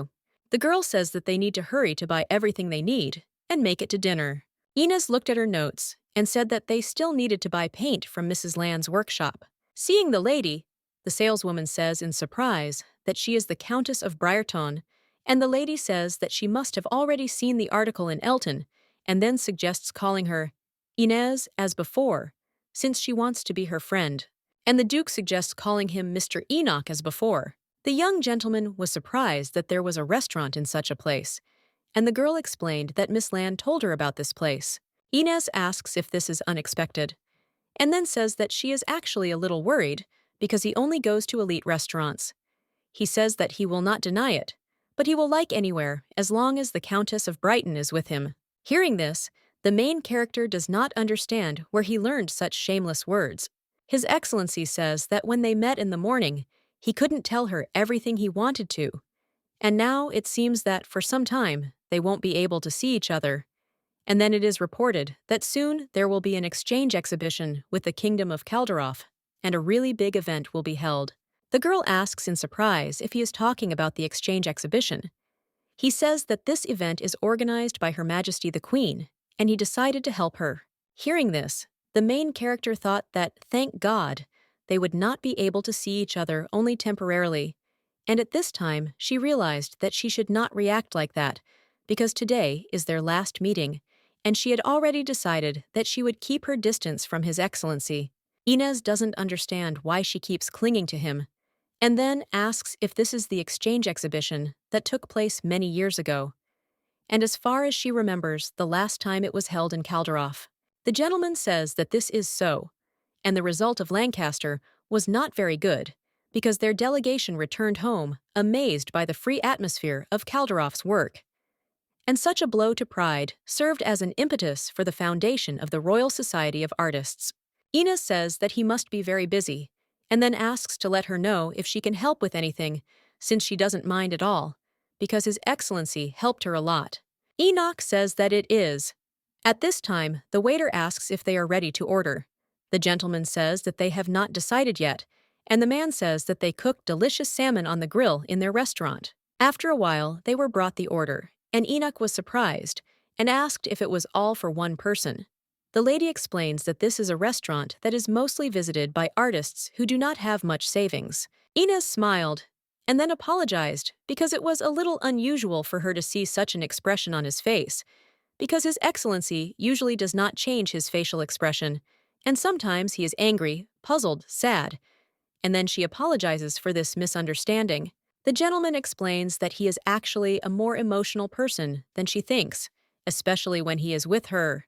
Enoch claims that the Street of Artists is a very strange place, and it seemed to him that the art of Lancaster belongs exclusively to the upper class, and ordinary people do not even have access to receiving an art education. The girl says that so many like-minded artists have gathered on this street, and it is surprising, but she thinks that they are not necessarily united by a common origin. The lady says that commoners like her, being a girl, did not receive a proper education, and believes that perhaps this is why people like them cannot be stopped from wanting to draw. Inez asks why they don't have an exhibition of artists on this street, because she thinks it would be a shame to miss such an opportunity. The main character says that everyone has the desire to enjoy art, regardless of social status, but ordinary people very rarely get such a chance. The Countess claims that if the exchange exhibition is designed as a festival on the Street of Artists, and it can be visited not only by aristocrats, but also by ordinary people, then she asks if this is true. The lady says that this format will help to suppress the belief that Lancaster's art is old-fashioned, considering it a revenge match for losing the last exhibition. And thanks to the flow of visitors, the profits of the shops on the Street of Artists will increase, and she asks if this is not a good thing. Inez understands that there may be resistance from residents, but it can be mitigated with appropriate compensation. The main character thinks that it is worth establishing reasonable compensation for the shop owners, and asks how about the artists from here participating in the exchange exhibition. And at that time, she thought that she was so excited that she overdid it. The gentleman says that it is not a bad idea because the Street of Artists is a place worth spending money on. She thanks him for his words. Enoch reports that he cannot say anything for sure yet because he must first discuss everything with Her Majesty the Queen. The Duke thanks the lady and says that she has come up with a really fresh idea and it will be a great help. When the lady said goodbye, the Duke thought that he would like to meet her like this again. The main character thought that the work on the portrait was almost finished, and she would no longer be able to meet him in person, and she was sad about it again, and thought that it was useless to think about it. After some time, she received an unexpected invitation. Queen Helena wrote that she would like to have a cup of tea with her alone. The girl was surprised to hear this. The butler announces that Countess Inez Brereton has arrived. At this time, the girl thought that she really had arrived at the palace alone. The queen says she wishes to appoint the Countess of Brereton to the exchange and exhibition delegation, because she believes that with her dazzling artistic talent, she hopes the lady will join them, so that Lancastrian art can continue to develop and rise to new heights. The main character thought that this was a great opportunity to restore her reputation, which had been damaged by all the events with her ex-husband, and she doesn't understand why Her Majesty the Queen chose her. Enoch turns to the Countess and says that they have met again. At this time, she thought that with this meeting, they obviously decided to test her. Inez asks how he is, and the gentleman replies that he is fine. The lady asks if he knows why she was appointed a delegate to the exchange exhibition. The gentleman asks if she is uncomfortable because of this, and the girl says that it is a great honor for her. Hearing this, the queen says that she is also glad, but if the countess does not want this and she forces her, then she should apologize. The lady says she is glad to meet, and then suggests going into the room and talking. Like a torch lighting the night in Lancaster, the noble Queen Helena. However, the real Queen Helena was very different from such a nickname. The woman says she has heard that the queen is actively trying to change the closed atmosphere and politics in Lancaster. The main character thought that it was a great honor for her to drink tea with such a person.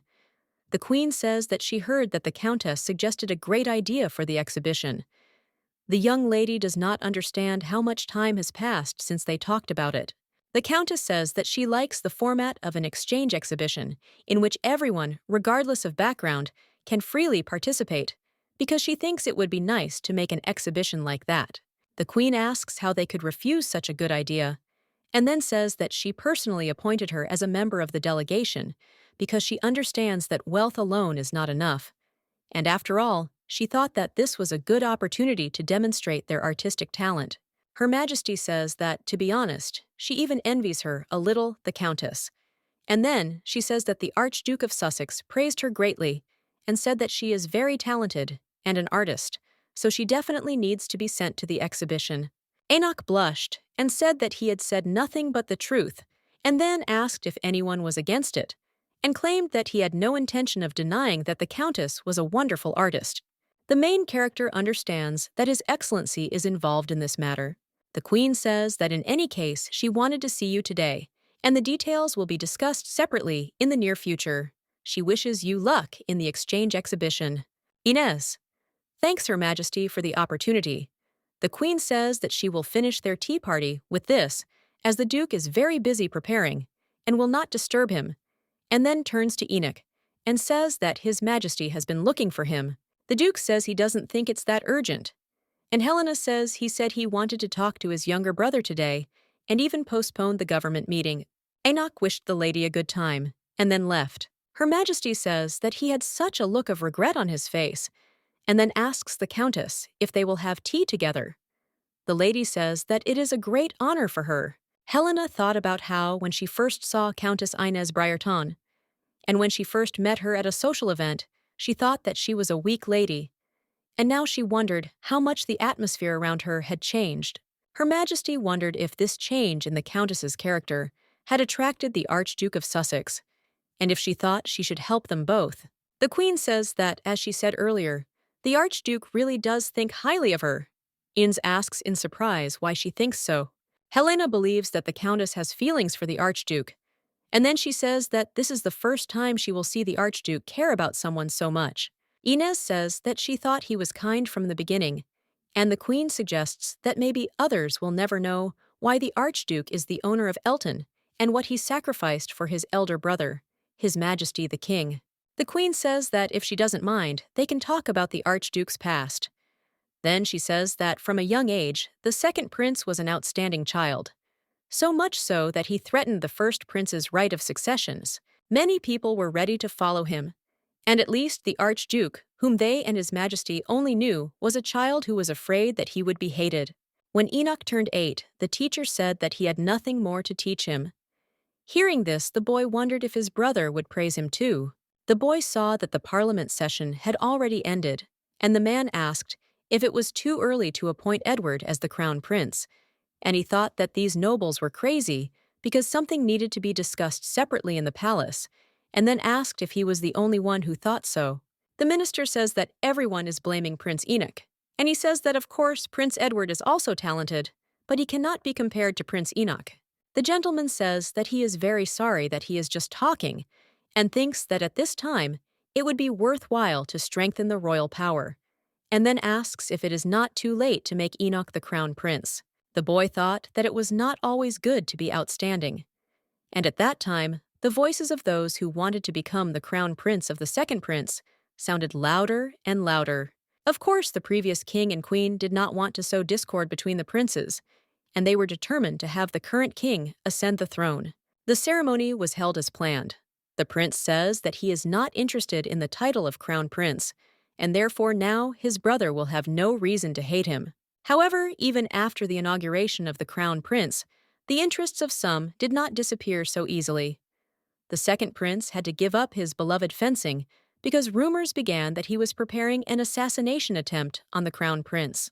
The nannies and teachers kept changing because they tried to instill strange ideas into the second prince. And after such suffering, he suffered again, and several years passed since everything calmed down. Finally, the Duke of Sussex grew up to be an open and caring person, and eventually he became the owner of Elton. The Queen says he did it to show his indifference to the throne. Her Majesty reports that in fact, since he became interested in Elton, he has fewer close people, and at least fewer political figures. Helena thinks that maybe this is the case, even if he pretends that he is not a duke, but he really values Elton. And then she says that this newspaper has repeatedly published articles about the countess and asks if it made her angry. The Queen reports that only articles based on solid evidence were published. And does this fact not give the Duke of Sussex reason to consider her countess a sensible person? After all, she believes so. Her Majesty reports that she does not yet know what this means, whether she has any special plans, and thought that the Duke is very polite and impeccable with everyone. But this politeness is to some extent a huge wall with which he has fenced himself off from everyone. Helena thinks that he made a calculation to complicate the situation, without letting anyone know his weak points. I think that this may not work at all, because the Countess of Briarton is truly an outstanding artist. The Queen muses that perhaps he too will be able to express his emotions quite well when he is around the Countess. And then she says that she did not want to burden her, but since the Duke has rather high expectations of her, she wanted her to know that her expectations are high. The main character claims that she wants to live up to His Excellency's expectations for his faith in her, because she wants to see His Excellency's happy smile. Inez states that she will try not to disappoint His Excellency and Her Majesty, and therefore will do everything in her power. Walking down the corridor, the lady wonders whether she said something stupid, because she was nervous. Suddenly, a man grabs her hand and asks if she is by chance the Countess of Briarton. Seeing him, Inez remembered Helena's words that it didn't matter that it was the Queen's order to appoint her as the exhibition manager. It was a rather unusual beginning, and therefore some managers were not too happy with this decision. Among them, the one who has the highest opinion is the head of the Royal Association of Artists, Marquis Usher. He is the one who is most dissatisfied with the appointment of the exhibition manager. The gentleman says that he never thought that he would meet a lady in such a place, and then asks how she is doing and what business she has come to the palace for. Inez replies that she has come to greet the Queen after being appointed manager of the exchange exhibition. Asher says he is so glad that outstanding artists like her will be working for the glory of their country. Hearing this, the main character thought that he was more pleasant than she expected. The gentleman says that he kept such a busy lady for so long, and then suggests that she take care of herself and leaves. The head of the Royal Association smiled and said that being appointed to such a position by the Queen is like receiving a parachute, and he thinks that this girl is cunning as a fox and didn't even think that she looks so simple. The man tells the Marquess that they still need to be careful because they don't know what aces she has up her sleeve. Asher says that with a reputation earned by the Royal Association of Artists, a woman who only arranges flowers around the house and knows how to do it and will not say a word against it, His Majesty asks why he is so late, and then says that he was waiting. Enoch apologized for keeping him waiting. The king asks if he is angry, because he is interrupting him from meeting the countess. The young gentleman asks how he can be of service. The elder brother says that this exchange exhibition is causing his wife a lot of inconvenience, and his brother, who clearly separates private and public affairs, asked for a favor, and therefore thinks that the countess looks like a fairly reliable person, and asks if this is true. The duke asks if the queen hasn't already told him about the countess's ideas. The king replies that she thinks these ideas are quite new, and that he has never thought of holding an exchange exhibition in a place where mostly common people go. Enoch reports that he too, thanks to Graphene, visited this street for the first time, and thought a lot about it because he is from the royal family, and of course should know every corner of their country. The young gentleman says he felt that there were many places in their country that he knew nothing about. The elder brother says he must at least admit that the Countess of Brereton has a good influence on him. The king says that he was not particularly interested in the surroundings before, and was not interested in anything at all, and then asks if that is not so. His Majesty reports that he always makes a stupid face whenever the countess is mentioned. Enoch asks since when he speaks in such simple language. The king thought that his brother was slowly realizing, and thought that it was time for him to stop teasing, and then asked who else had such a generous brother. When the lady got into the carriage, Enoch decided to see her off. He says that he thought that the lady would go home straight away, and then explains that he wanted to say hello to her, and asks if it was a burden to her that he spoke like that. Inez objects, and says that she should have looked for him to greet him, and then reports that she was allowed to participate in the exhibition. The young gentleman claims that she was allowed to participate because she has an outstanding talent. The girl says that, however, it was His Excellency who strongly recommended her to the Queen, and she believes that if everything had been as before, she would not have achieved these goals. The main character understands that if it were Ryan, and he not only did not betray her ideas to the Queen, he would say that they belonged to him. The girl thought that she needed to stop thinking about Ryan. The young gentleman looked at the lady and wondered if she was really remembering Viscount Gott now. After all, he understood that not much time had passed since the divorce, and believed that it was impossible to stop remembering her ex-husband so quickly. The Duke says that in any case, he was glad to talk to her again, and will be glad to work together. She says that she is also looking forward to it. After a while, the headlines in Elton were full of news about the exchange exhibition with Calderoff, with the participation of the manager Countess of Brereton. Reading about this, Ryan cries out and asks how this happened. Oh, can't believe that a woman has been appointed as the manager of a state event, and he wonders if the royal family really values Inez's talent so highly. The Viscount thought that if only he had not divorced Inez, then the fame that had now fallen on her, the respect of the royal family, and the envy of people, and all this would have been his. Ryan understands that his family's company is falling apart due to the withdrawal of investments, and because of the ruined reputation, he can't even borrow money. However, he believes that this cannot be allowed to happen, and that he needs to somehow get back together with Inez. The Viscount asks where such a rule is, since the Royal Association of Artists has always been in charge of organizing the exhibition. The man does not understand how an inexperienced countess could be put in such a position, and what the Queen was thinking about. Asher suggests that we watch our words, since the right to appoint managers of the exchange exhibition belongs exclusively to the royal family, and his comment can be considered treason to the royal family. The man says that there are indeed doubts about this appointment. He thinks that it would be good if the countess knew her place and did not interfere, and if this does not happen, then they will act as they see fit, since they understand that they do not need the exchange exhibition to go smoothly. At this time, the main character thought that it was the first organizational meeting, and everything should be perfect. When Enoch saw the lady, he asked if she was heading to a meeting. She replied that she was so worried, because this was the first will and a meeting with the team that had been organizing for a long time. The gentleman asks why she should worry, since he thinks that she will do everything in the best possible way. Asher says that they are starting, and then says that, as far as they know, there are less than 2 months left until the exchange exhibition with Calderoff, and therefore they do not have much time, and suggests that they hurry.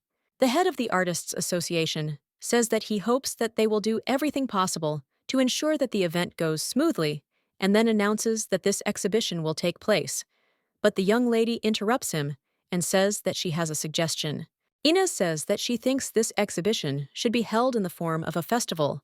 The lady says that in the past, exchange exhibitions have taken place in the royal court, featuring pre-selected works. The girl asks what if they move the event to the Street of Masters, because she thinks that anyone can take part, and everyone will be free to enjoy the works of art. The main character says that in this way, the exhibition will become an event where everyone will not only know, but will also be able to have a good time. Hearing this, the gentleman smiled, and then apologized and said that she was saying such nonsense. He believed that whatever it was, and that she was the first time on the organizing committee, she still hadn't realized that an exchange exhibition was an event that mobilized people and should generate income. And therefore, he believed that this wouldn't change for a couple of days. Inez says she has already prepared a detailed plan and budget. The man asks what she is saying, because he can't even imagine how this event can take place on Master Street, and then asks if this isn't a place for the poor.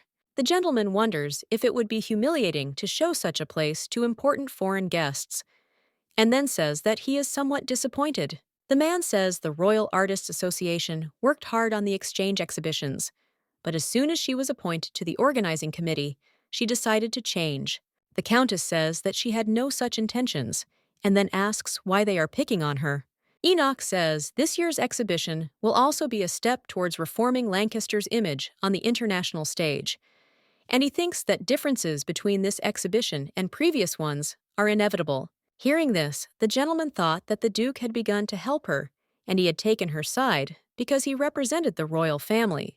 Inez explains that she is not saying that the exhibition format created by the association needs to be completely changed, since she believes that they will be able to come to an agreement at today's meeting. Hearing this, the man slams his hand on the table and then asks why change the format of the exhibition, which works perfectly. He claims that even without the participation of the countess, the exhibition would have been a success.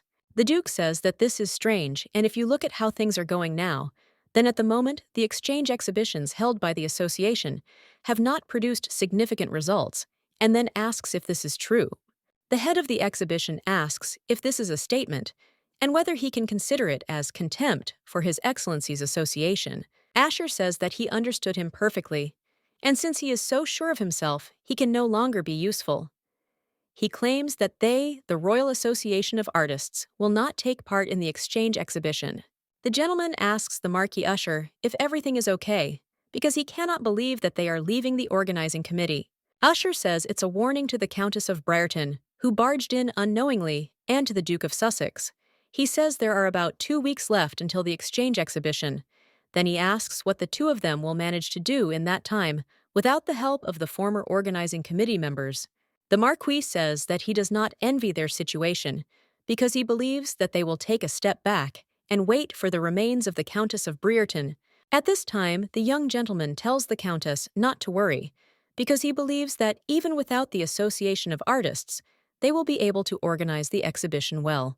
The main character thought that the association's refusal to be part of the exhibition's organizing committee meant that the association's artist members would also boycott the exhibition. Inez understands that there are only 2 weeks left before the exhibition, and believes that it will be almost impossible to persuade them to participate in the exhibition during this time.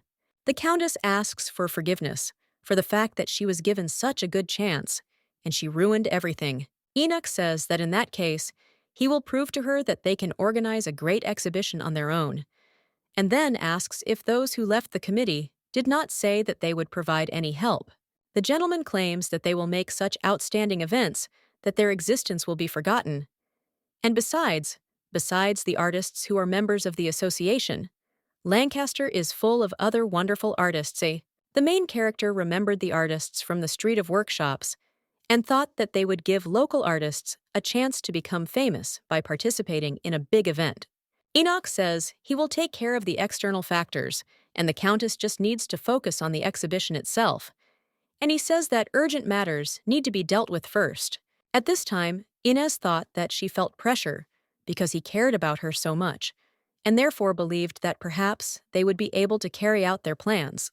The lady believes that then she too is obliged to do everything in her power to justify the expectations of His Majesty. Full-scale preparations for the exchange exhibition began, and the lady thought that the most important thing was to provide sufficient compensation to the residents of the workshop street. The main character understands that, even though it will be rented for the festival, it is still a residential area. She believes that the exhibition should not create inconveniences for the local residents because they are obliged to create a good contender in order to rent this place again in the future if necessary. The Countess says that we need to prioritize the consent of the residents and compensation, and then conduct a survey among them. And so she hired administrators because she had a lot of work. The assistant tells the lady that she has a list of artists who want to participate in the exhibition. The Countess says that she will approve the candidates after checking and thinks that the preparations are going better than she thought. Inez says that they even have unused budget funds that can be reported to the Queen. The Duke asks if the preparations are going well. The girl replies that it is thanks to him, and then she says that there are many difficulties because this is her first experience of organizing, and without his support, she would have given up long ago. Enoch asks in surprise if this is really so. The lady looks at him and thinks that he is embarrassed, and then says that she never thought that he was such a hard worker, and asks if there is anything at all that he cannot do. The gentleman asks her to stop saying such things, and the lady asks if he is completely incapable of accepting compliments. Enoch claims that everything depends on the one who gave the compliment. Hearing this, the main character laughed, and the gentleman asked in surprise if it was so funny. Inez explains that she is not laughing at him. She just found out how nice he can be. He says that this is the first time he forgives. The main character thought that at first she was very worried. But thanks to His Majesty, she managed to fulfill everything she had planned because she wants the exchange exhibition to be successful. At this time in the kingdom of Keldaroth, servants are constantly looking for the young master. Mrs. Creha asks, "What is the matter?" The servant explains that the ship Lancaster is ready, but His Majesty is nowhere to be found. The lady screams and calls His Majesty, and also asks where he ran off to, since she believes that they really have no time now. Prince Kaldorov Selden. Kaldorov says that he does not want to go anywhere because he thinks it is very boring there. The Queen says with delight that she has not seen such a perfect report for 100 years. The Countess says that she is too kind, but Her Majesty objects and claims that she is not, since she believes that the two of them have really done an excellent job. The Duke asks, "What about the Royal Artists Association?" Helena explains that this was an unexpected turn of events, as they thought they could control the organizing committee completely if they declared a full-scale boycott. Her Majesty says that everything did not go as they planned, because they protested day and night. And of course, she does not intend to take the side of these infantile artists. Inez understands that she needs to be tough. The Queen suggests that they watch together, and then asks if they have already found partners for the banquet. The exchange exhibition is a 3-day event that ends with a banquet held at the royal palace. The main character says that she is so embarrassed because she was only busy preparing the event. The Queen says that in this case, they can go to the banquet together as partners. She thought that since they are the organizers of this exhibition, it will be easier if they go to the banquet together. At this time, the young lady does not understand what to do, because she could not even imagine that she would be invited in such a way. She understands that His Excellency looks shocked. Enoch turns to the Countess and says that Her Majesty's offer to go to the banquet with her cannot be refused, but if she is not satisfied with it, then she should not be afraid to refuse. Inez thanks him for his concern and says that she understood that he meant His Excellency, and then says that everything is fine. She will go with him as a partner. Since it was the Queen herself who suggested it, it is necessary for the success of the exchange exhibition, and it is really very rational. The young gentleman says that it is good that she accepted the offer for the sake of the success of the exhibition, and the lady claims that this is exactly the case. Enoch says he's glad she agreed to go with him, and so suggests they return to the office and finish preparing for the exhibition. At this time, the main character thought that doubts tormented the heart because it was the Queen's own proposal, and she believes that she did not use this as a reason to accept the proposal and go with him. The Calderoff delegation arrived in Lancaris thanked His Majesty for the invitation. He says that there were rumors that the prince himself would be in the delegation this time, but he sees that no one there looks like a prince. The lady says that it was just a rumor, and at this time does not understand where His Excellency the Prince is because she prevented him from running. I made him board a ship to Lancaster, but the young gentleman ran away immediately as they arrived at the port. Inez is lying on the artist's street, whether everything is ready for tomorrow's exhibition. But suddenly, she sees a bunch of people and doesn't understand what all the noise is about.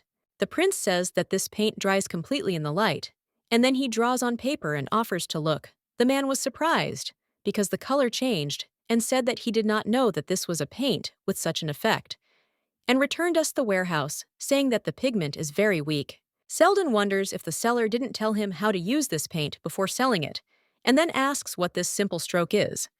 He offers to exchange it all for goods from Calderoff. Inez asks if he is from the Calderoff delegation, and says that she is pleased to meet him as she heard that the delegation arrived this morning, and she did not expect him to start inspecting the venue so immediately. The young gentleman asks if this is the location of the exhibition, and also wonders if this year's exhibition is not at the Royal Palace.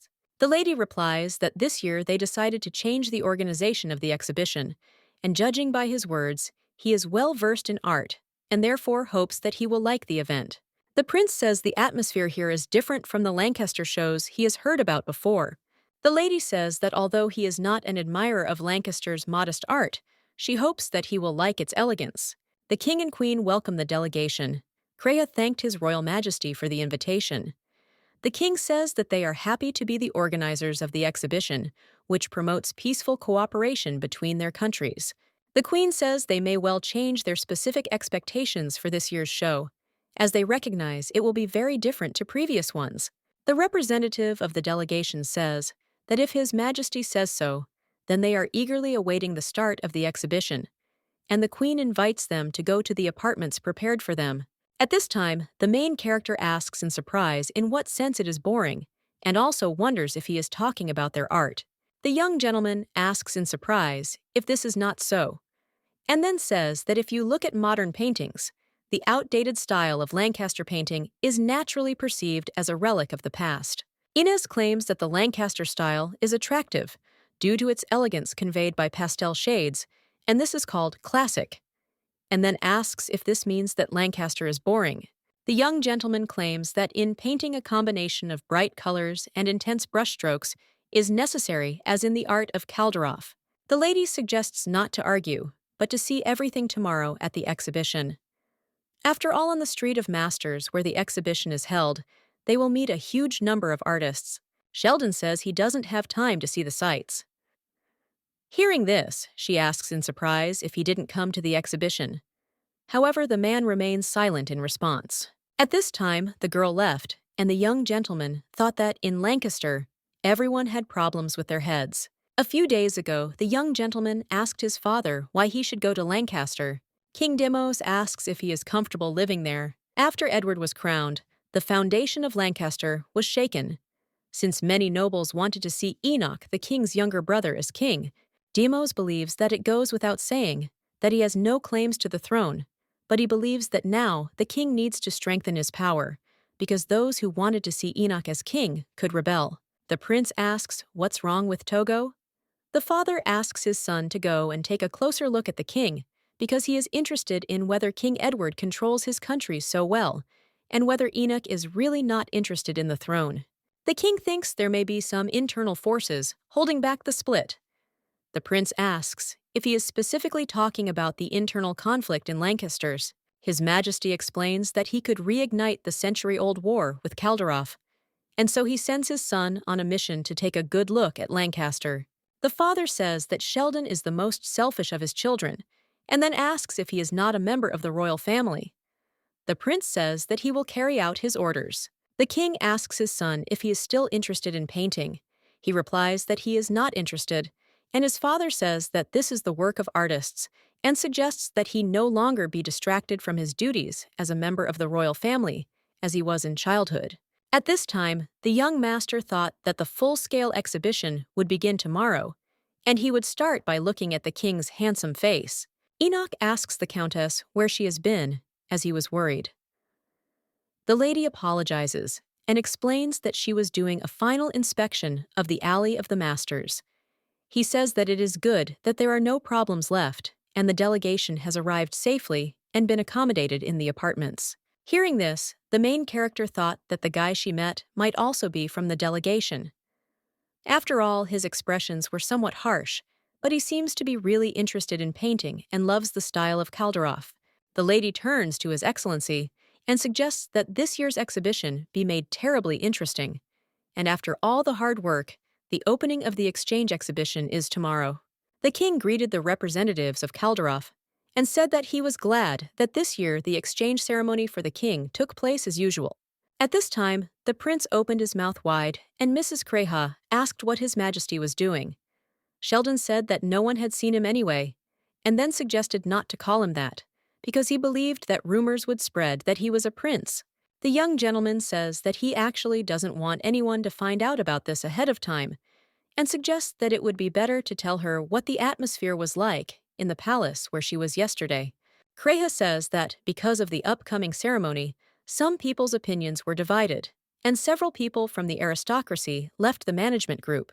The prince asks in surprise if the king himself appoints this group.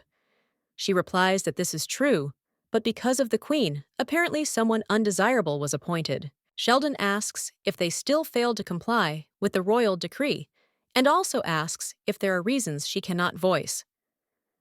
The lady says that she personally sees it this way, since they do not fear King Edward's wife as much as they do her. The king proposes to raise glasses and begin a ceremony for peace between the two countries. When Inez saw the prince, she asked in surprise if he was the same young man with yesterday's delegation. He said that she was crazy. The lady says that she is Countess Inez, responsible for the management group. The gentleman asks if that is why she was so active when it came to the artists. Having answered this, she does not understand why such arrogance. The countess says that yesterday she thought he was knowledgeable about art and therefore hopes that he will like today's visit. She asks how to address him. The gentleman replies that she can just call him Sheldon. The main character reports that they are almost there, and beyond this bridge, you can see the main street where the festival is openings. The prince asks in surprise if they had planned to rent the entire street and organize an exhibition on it.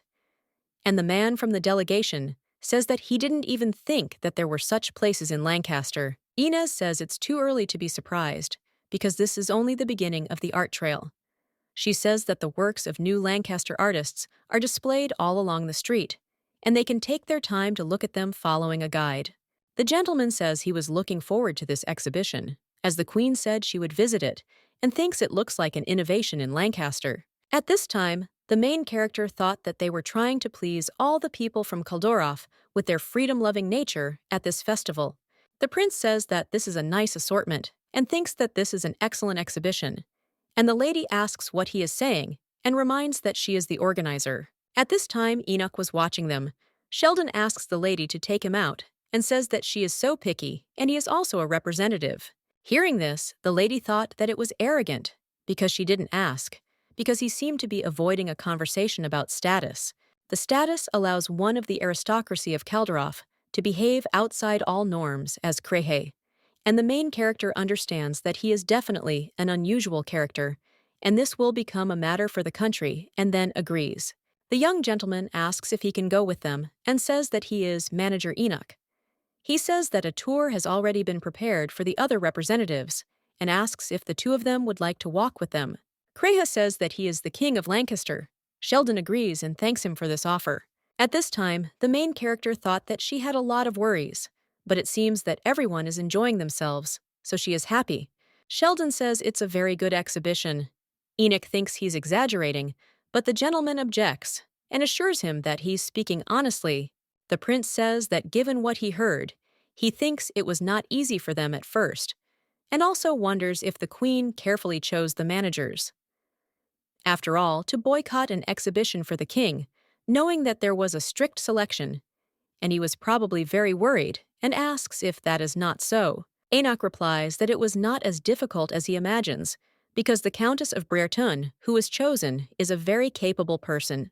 Crea asks if this is the main square. Inez explains that this place is planned so that artists can paint right there, and she thought that many of the paintings are already finished and look interesting. Enoch asks the lady if she wants to draw herself. She asks in surprise what he is saying, because she thinks she is the staff. And he says that this tragedy.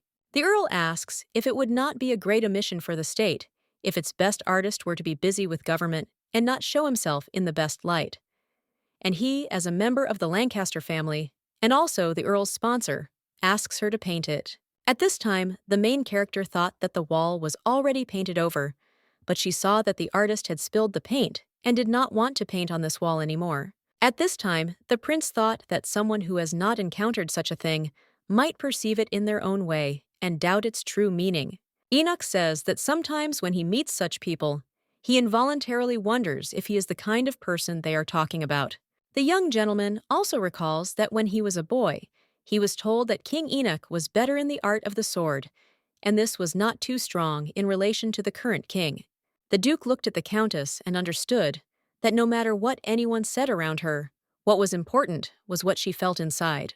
At this time, people were surprised, because the managing Countess of Brereton painted a waterfall. The girl asks the boys if they want to try drawing, and they agree. She says that there are enough materials, and therefore suggests that they wait in line and not rush. Suddenly, the boy starts crying and the lady asks what happened. He explains that he wanted to draw a butterfly, but he got something else. Inez says that his drawing looks like a caterpillar and it hasn't grown up yet and is waiting to be reborn as a butterfly. And then she suggests drawing wings and trying to do it together. The boy says with delight that now this is a butterfly, and another boy comes up to her and asks her to also correct his drawing, since he also can't do it. The main character thought about the fact that the guys on the street of artists at such a young age have an interest in art, and she wondered if all of them would become artists. The lady understands that ordinary children have financial problems even before they reach adulthood, and they cannot even get a proper education, and their talents are wasted within these walls. On the last night of the exhibition, the street walk ended and the final festival banquet began. The Queen says that before they begin, he will tell everyone present about the people who arranged this exhibition and illuminated it with their light. Her Majesty offers a round of applause to these two people who have worked day and night for the festival. At this time, the Countess thought that her heart was beating like the first time she was recognized at a large art exhibition. She understands that if it were not for His Excellency, she would never have experienced this feeling in her life. Enoch thanked Her Highness and said that he was embarrassed that she mentioned her together with the Countess, and then said that this exhibition was entirely the idea of the Countess of Brereton, and he only helped her develop this idea. The Lord says that the brightest rising star of Lancaster is the Countess of Brereton. The king wishes everyone to enjoy the banquet. The aristocrat says he is very impressed with how she has organized the exhibition, and then asks where she usually gets inspiration for her work. At this time, the young lady was embarrassed that she was receiving so much attention for the first time, and then she said that she would go powder her nose. When Inez went out onto the balcony, she thought that she was very grateful, but she felt awkward receiving so much attention, and she was tired of talking. Sheldon asks if she knows what a rumination is, and then says that she follows him. Lady explains that it was an accident. Inez asks him if he is going to the banquet hall because he thinks the event is in full swing. He replies that he doesn't want to see all the banquets in this country are so grand, and he is bored. Sheldon says it was a joke, and he enjoyed both the banquets and the exhibition. Then he asks if the Countess is not busy if she can talk to him. The prince tells her that he wanted to apologize to her because he had been causing her a lot of trouble from the beginning.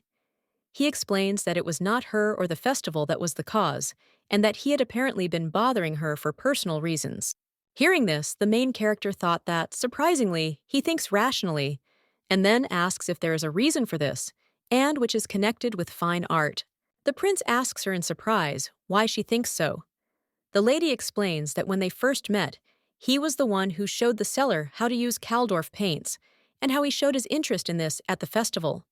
So she thought that he was either very interested in this topic, or he paints himself. At this time, the gentleman thought that this was indeed the case, and he could not resist his father for long. The countess says she heard that in Kaldorf, everyone is interested in art. He says his father values the family business more than all that, and thinks that maybe that's why she and other artists who freely express their talent in a desirable place, and he envied everyone without knowing it. Sheldon says that looking at her, he considers himself dependent on his father and feels even more pathetic. And then he says that he envies the fact that she can be sincerely proud of herself. At this time, the main character thought that, in reality, she lived without even imagining herself in such a sphere. And then she says that the past her was weak and dependent on the environment, and did not even know what she wanted to do, and lived only with the goal of appearing selfless for someone. Liadi reports that after that life, she only knows those who left behind regret, and therefore now she no longer wants to live and be someone's shadow. Inez suggests that the gentleman should not give up his favorite business because of something like this, and live a life that is not his own for someone else. The main character thought that it would be good if she understood this in her past life. She believes that she could change a lot, but now we can say that this was her chance in a new life. The lady wondered what she could do with such an opportunity. Then she said that she was planning to return and asked what about him. The prince says that he will not go because he has already had enough fun. When the countess entered the hall, she thought that the music had changed and the ball would soon begin. His Majesty asks if she will dance with him one dance. He wonders where she went, because he was worried that his partner had disappeared. The young gentleman shakes the girl's hand and asks if she will give him the honor of being her dance partner. She agrees, and then they begin to dance. Another cheerful composition on the street of arts, dizzying views, and also a gentleman looking at her affectionately, and she was having fun. When the music ended, the butler called the master. He apologized to the people and said that he would be away for a short while. A man asks the Countess of Brereton if she will give him one dance. She replies that she does not dance anymore. He asks why she will not even dance with him now. Before the ball, the older brother hit Ryan. He asks in surprise why Hugh hits him like that. He says that his younger brother is crazy because his wife pocketed absolutely all the money intended for the Gott Viscounts. Hugh screams and says that they can move to the street right now. Then he asks if the maids aren't sorting out the gifts for this girl, and wonders what happened that made her so awful. Ryan replies that he doesn't know anything, and his brother tells him to come to his senses, because they can still solve everything. He says that an exhibition from the Emperor is opening soon, and they also received an invitation, although only one. Hugh tells him to find his wife there, and to beg on his knees for forgiveness, but to return her. And then he remembers that she was grieving for him at one time. The brother says that if he misses even this chance, their family will come to an end. At this time, Ryan says that he heard that his wife contributed to this event, and he is glad that she will be able to reveal her skills at the festival because the queen must be beautiful in everything. Hearing this, the main character does not understand what nonsense he is talking about, because the fact that she was unable to reveal the talent of an artist in herself is all because he blocked her path. Eanes knows there are a lot of prying eyes there, and she won't raise her voice. Ryan asks if she was happy with the gift they sent her last time. Lady understands that this is a reaction, and Ryan has thought everything through as usual. However, she thinks that it is better for him to stop dreaming.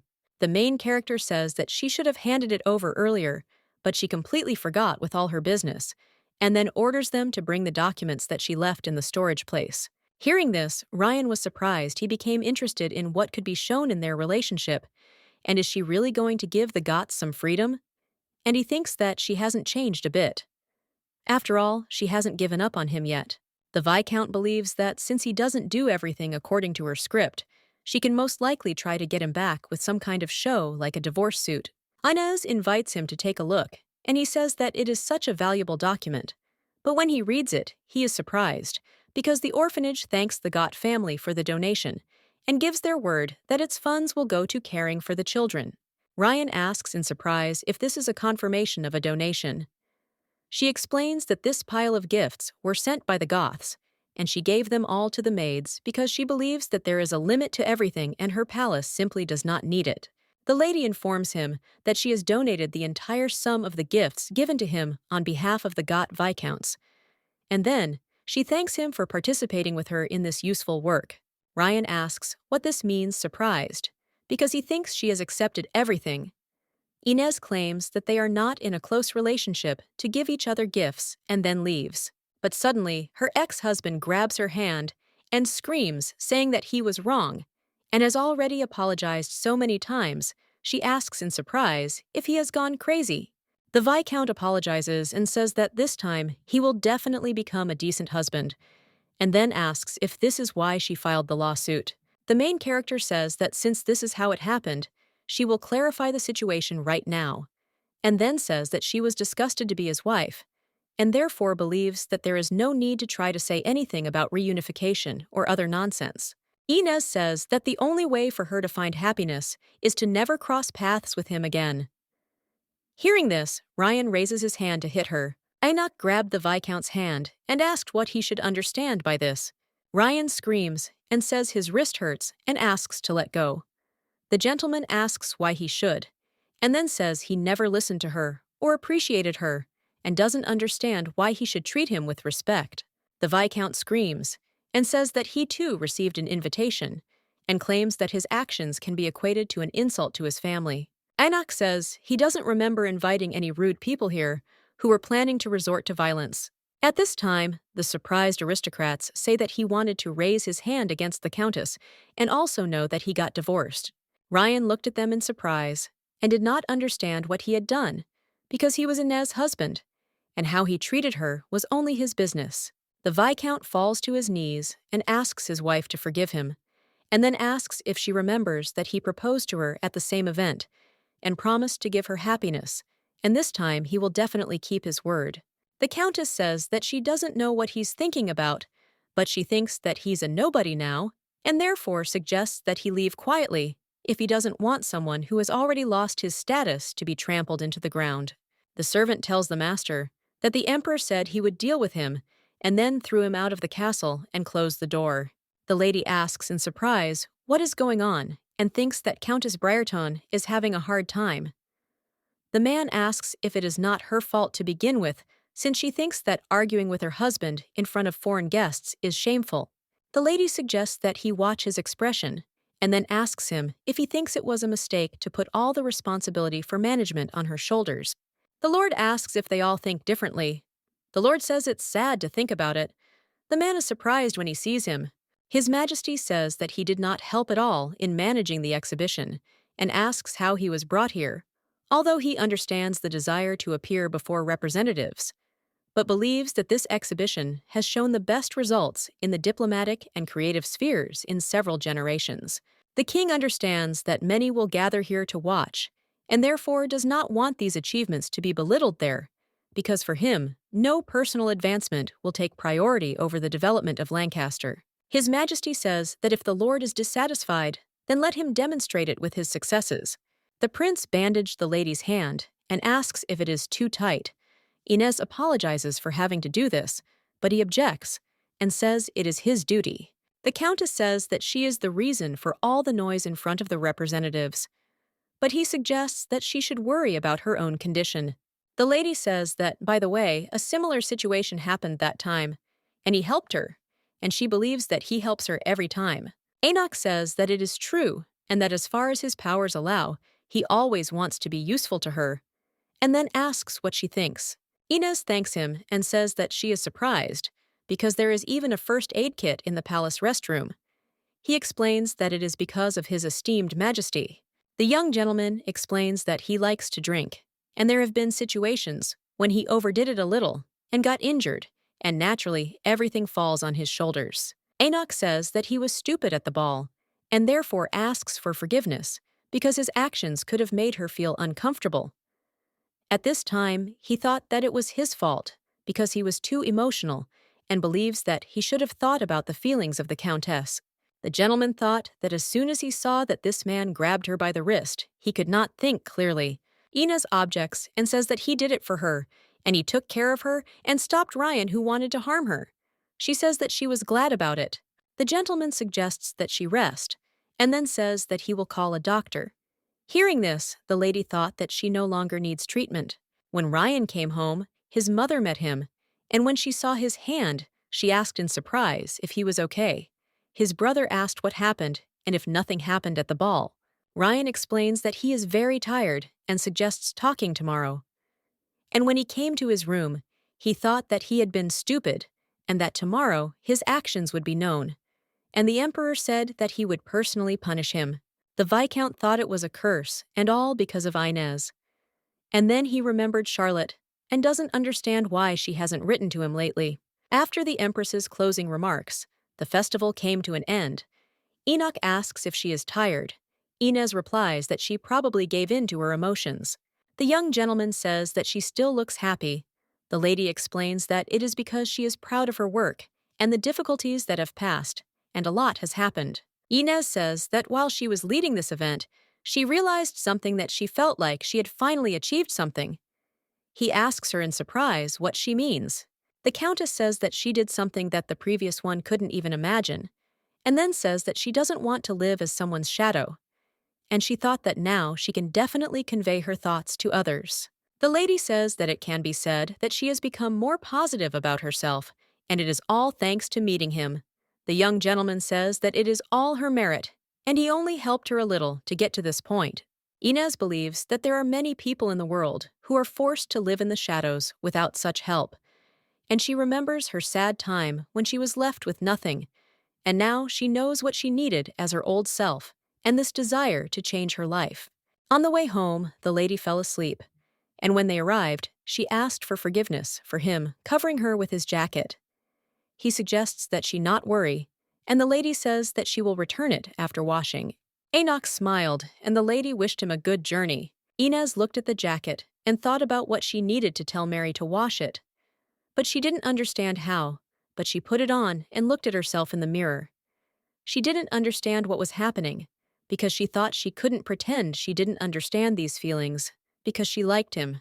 On the day of the representative's departure, Countess Inez, together with His Majesty, came to see the delegation off. The lady tells Sheldon that she hopes he had a good time. The prince says that her advice helped him a lot, and then kisses her hand and says that next time, he will personally invite her to Calderoff's palace. The newspaper wrote that the festival in Lancaster was successfully completed, after which sales on the Street of Masters increased significantly. The flow of visitors from other countries was endless, and apparently now it has become a tourist place of Lancaster. The main role in this exhibition was of course taken by the Countess of Briarton. The lady with dark hair says that it is amazing because the Countess successfully completed the celebration, and her friend says that she is also delighted about it and says because they are alone, and then says that she was worried whether she would be able to win the divorce suit. The lady with red hair says it was shocking because she believes it is not easy for women to win a court case during a divorce. The lady with dark hair says that she has found her place and is now actively involved in public life, and the Countess is truly strong.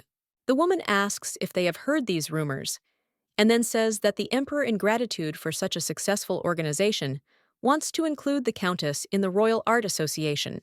The lady with red hair was surprised, and then said that this is such an honor for the artist, because it turns out that now the Countess is an official member of this association. The lady with dark hair reports that they say the decision was delayed due to dissatisfaction of the current representatives. At this time, the main character thought that the festival was successful, and the young generation of Caldorf was satisfied, and she thought that there was no need to worry about the Royal Association of Arts, but this was unexpected. The maid tells the mistress not to worry so much, because even if she is not included, there her abilities will not go anywhere, and all the residents know about what she has endured. Inez objects, because she understands that they have enormous influence throughout the state and believes that it is impossible to be an artist in Lancaster without getting around them. The Countess says that she wants to organize her exhibition after receiving their official consent. Mary asks in surprise if this is important for her life as a creator. The lady explains that it can be said that this is what she wants to do as a creator, and at that time, she thought that after the end of this soulful exhibition, she immediately wanted to find a place to open her own, but who knew that they would be so picky?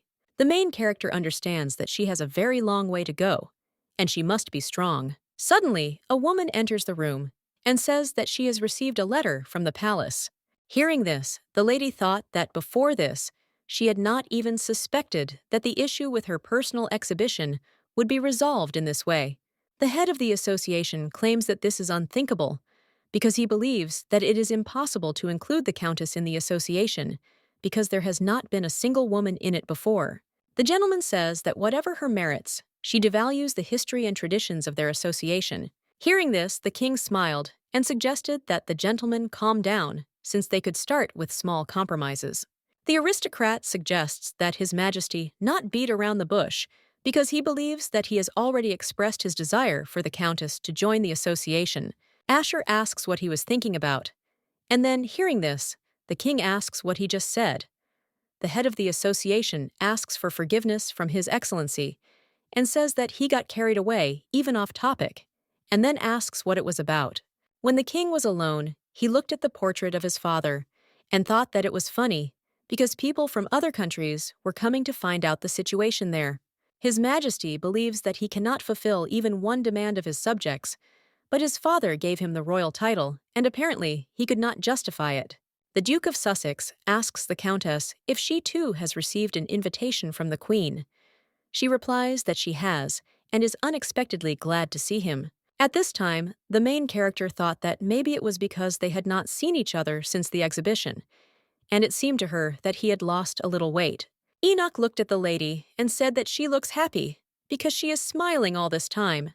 The lady thought that she should calm down, and even if she admitted her feelings, who thinks that showing them is a completely different matter because she understands that something could go wrong and she risks ruining their good relationship.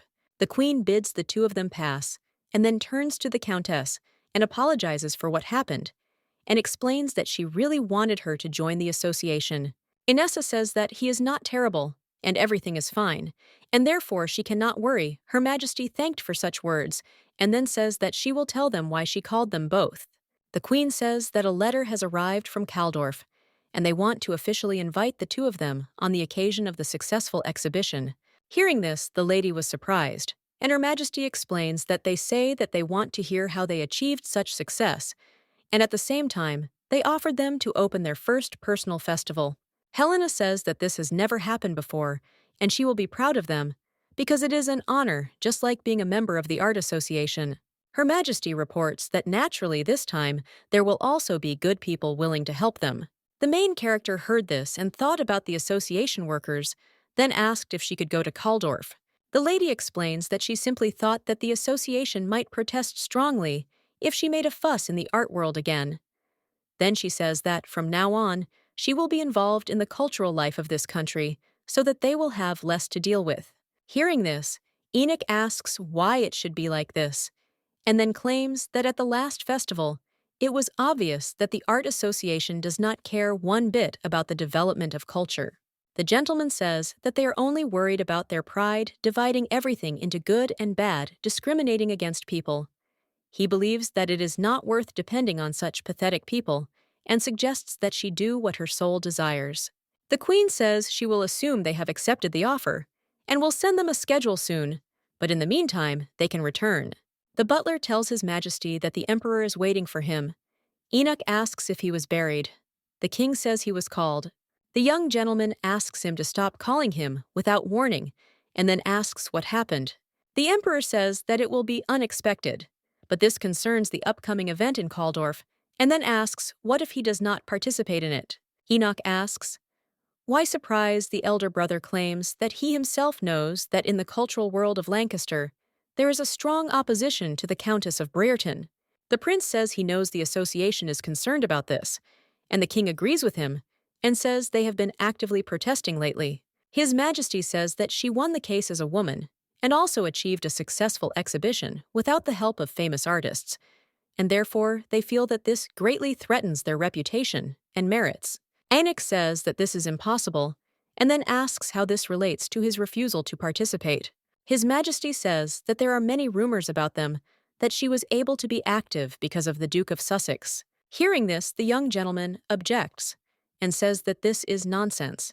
The king says that he knows, but his wife does not approach work casually, but he says that he had better refuse this time. Enoch says he doesn't care what others think of them.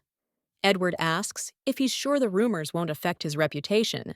The Duke says that Countess Brereton is more important to him than her reputation, and if her abilities are limited, There, then the thirst for glory after accepting her talent, and he sees no other reason why his brother behaves this way. The king asks if there is another reason why he is helping the countess, and then explains that he means that he had better stop if the reason for his concern for her is his early interest. His Majesty says that he is simply grateful to her because he has not seen him shine while doing something for a long time, but he understands that if Enoch gets hurt because of this, and if he closes himself off again, demonstrating indifference, then he wants to prevent this at all costs. The Duke says that his brother is right, and then says that he will indeed follow her because of his greed, and then reminds that, as he said, he was a victim of his desires and interests. And then he claims that not this time, and Enoch says that he wants to see with his own eyes how her talent develops. And then he says that His Majesty can call it selfish. Edward says that he understood him, but still could not remain silent, and says that he can go, and he will tell Caldorf that they will both visit them.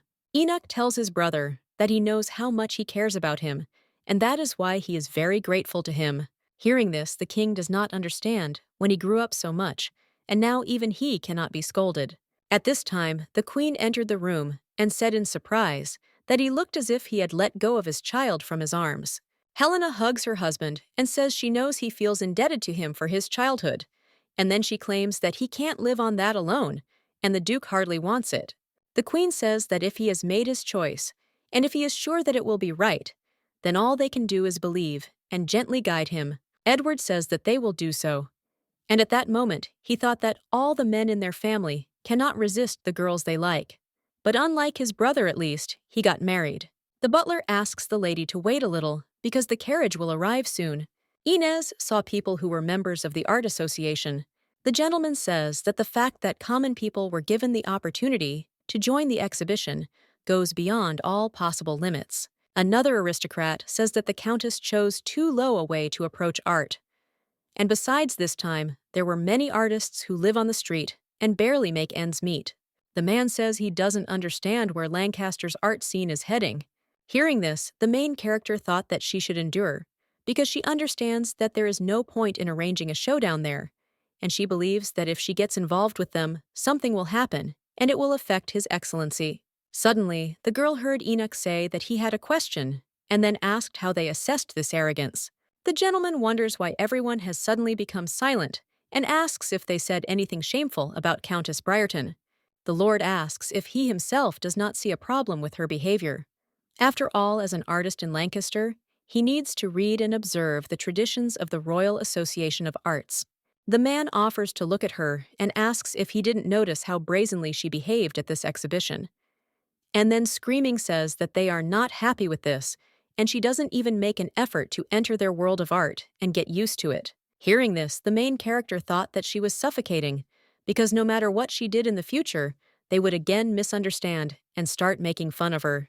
Enoch asks if they thought about leaving her alone so she could get used to it. Then he claims that, to her face, they say that the art world in Lancaster is flourishing, but behind her back, they only say mean things about the exhibition. His Excellency asks who would want to join them with such an attitude, and then he says that they forget one important thing, that Her Majesty the Empress entrusted the organization to 2 people including the Countess, and he is participating in it along with her.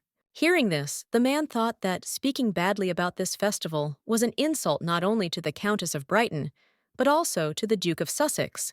Enoch reports that he was the one who recommended her, and therefore, according to them, he does not understand people at all since he chose such an arrogant person.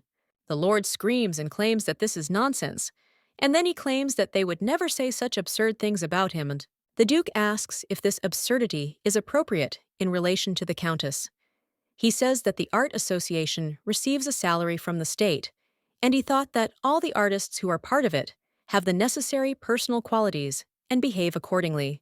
Enoch says that despite such a low act as discussing someone, he gets the impression that all the expectations placed on them have been destroyed. And then, he says that he is disappointed in them. The Lord asks if they will do anything, because he believes that their authority could be greatly damaged if they do not take action against the Countess. When Enoch saw the Countess, he thought that she had heard everything he says, that she has no need to hide in such a place. And this exhibition has achieved great results worthy of anyone's praise. The Duke says that she does not need to listen to the words of these pathetic aristocrats. She turns to His Excellency and says that everything is fine, and on the contrary, she is pleased that he took her side in such a situation. The lady claims that, in general, everything is really fine.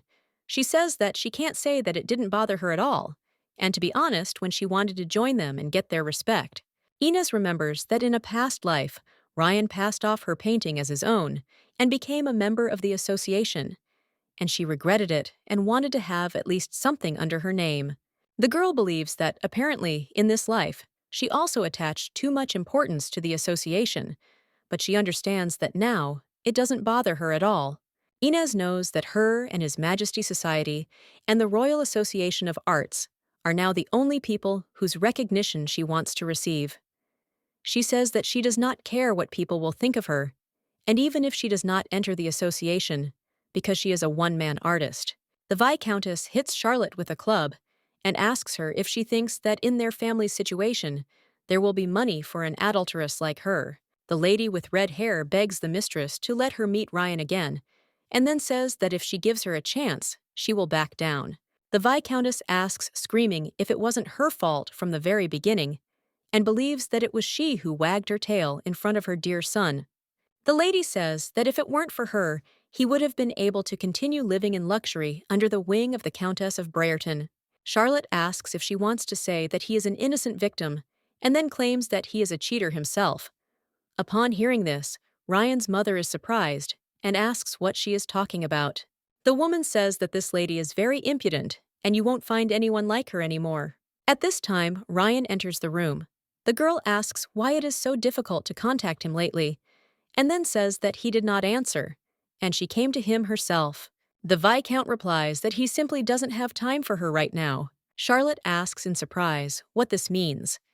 He says he will tell her directly that his head is spinning from worrying about how to get Inez back, and the fact that she was his partner makes everything very difficult. Ryan wishes her a safe journey and suggests that they stop dating. Hearing this, Charlotte was very disappointed and thought that he was a brute, and she wondered who would keep such a terrible man like him from loving. Charlotte understands that in social circles, she has already lost all her image, and therefore understands that no one will want to marry her. She believes that this is all because she was slandered and does not understand what she did wrong. The lady with red hair believed that this was the only way to increase her status in the upper classes. When she came home, she thought that she had rubbed her feet all the way, and after the novel was revealed, she was living such a life and lost funding on behalf of her friend Inez. Charlotte recalls that she once lived in the most high-class hotel and fell asleep drunk from sweet food and alcohol.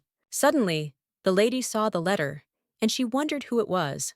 From Charlotte realized that her mother was worried about her because they were still a family. Mama writes to Charlotte that she has been contacted by the Countess of Brereton, and then asks if it is true that she has had an affair with Mrs. Inez's husband. The woman asks if she has done anything vulgar since she is in high society, and also wonders if she has forgotten to eat. Mom writes that this news made Dad feel unwell, because I understand how much money was spent to send her to Lancaster, and she tells him to immediately apologize to Mrs. Inez. After reading the letter, Charlotte became very angry and screamed, saying that it infuriates her and that she hates Inez because she believes that she is to blame for everything and that her existence always makes her look miserable. Charlotte remembers that when she was still a child, a beautifully dressed Inez approached her and asked her name. The lady with red hair remembers that her eyes were green like summer grass. The Jason Barons were an unremarkable family of minor nobles in the village, and they were so poor that they had no land of their own. Therefore, her parents always had to cross paths with wealthy people. Charlotte understands that the only thing that their family could show without embarrassment in such an insignificant state was friendship with Inez. The girl with red hair was disgusted because she did not understand why she had to treat such a country bumpkin, and she took tasteless bread from children who smelled of slop.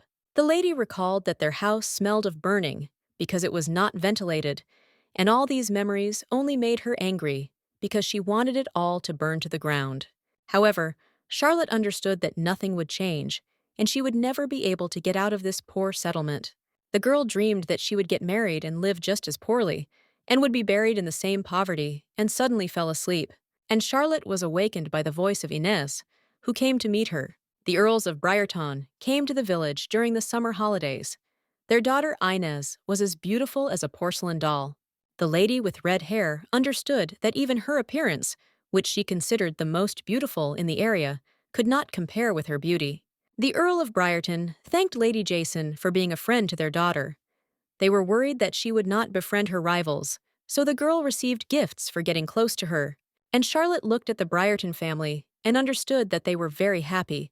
And after a wonderful time spent with them, when she returned home, her mother asked her daughter where she had been all day, and then said that her hands were tired from work and asked her to help her. Hearing this, the girl thought that she seemed to be suffocating, and having left Inez, she came to a completely different world. One day, the maid asked Inez to come over for a while, and the girl said that she would go away. At this time, Charlotte lay down on her bed and thought that it was very soft, and thought that she wanted this to be her home. And when I saw the precious stone, I realized that it was probably worth more than their house. When Inez returned, she said that it was nothing serious, and suggested continuing to put the puzzles together. The girl does not understand what to do because she was confused and accidentally took this brooch and thought that no one would know if she returned it back tomorrow. At home during dinner, the father asked his daughter what she was holding in her hands, and when he saw it, he asked where she got this high-quality brooch. Charlotte explains that Inez gave it to her as gratitude for their friendship. The father screams and asks if she thinks he will believe it. The man went with his daughter to the count and returned the brooch, and then asked for forgiveness, because he could not give her anything but thought that he was able to raise her well. Charlotte, with tears in her eyes, insists that she did not steal anything, and then asks why he does not believe her. The lady with red hair believed that her parents, although they did not want to interfere with who she communicated with, busy with household chores, did not want to give her a proper upbringing. This was their love.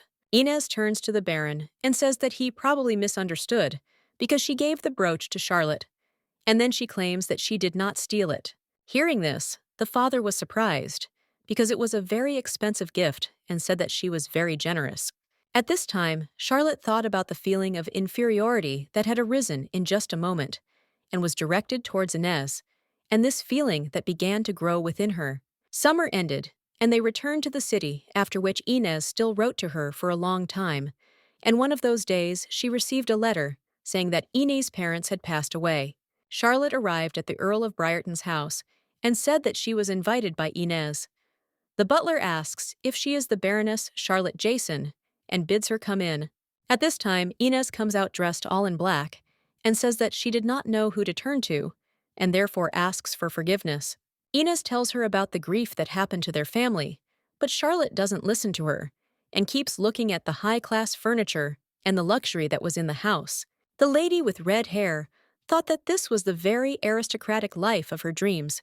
Charlotte tells her friend not to worry, because she will always be there. And at that moment, she thought that she finally had a chance. Inez was in a very unstable state after the loss of her family, and Charlotte stayed in their house and consoled Inez, who was left alone with all her heart. The lady with red hair suggested that Inez look at the roses she had bought, thinking that they could cheer her up with seasonal flowers. Then she suggested that they remove the sad lilies and put in these flowers. The maid says that the Count's family loved lilies, and the time of veneration has not yet passed. Inez tells Mary to stop because she did it for her. Charlotte tells her friend that the ladies are already running around the shops to prepare for the ball, and they look happy, and in their village, you would never even dream of seeing such a thing. Hearing this, Inez suggests going together, and it seems to her that her mood improves if she is with her. Charlotte asks if it's okay that she won't be able to look like those ladies, because in her rush, she didn't even grab a suitable dress.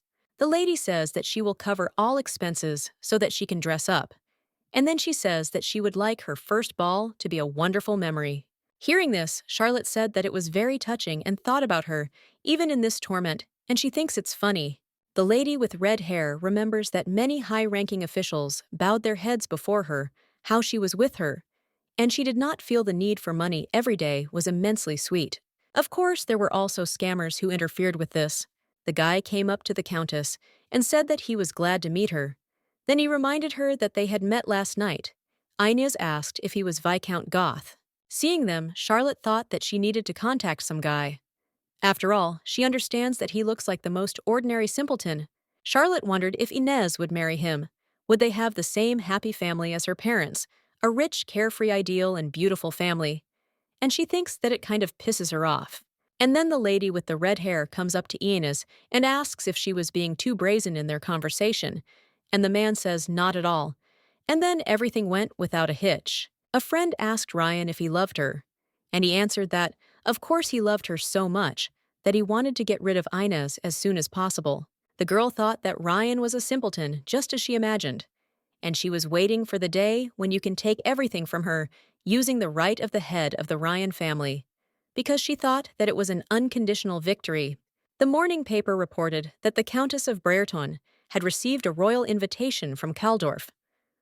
When the lady read about it, she thought that the world was too cruel to her. Charlotte read about the Royal Arts Association being further reduced in size by the government's condemnation of the exhibition, and thought that this might be useful to her.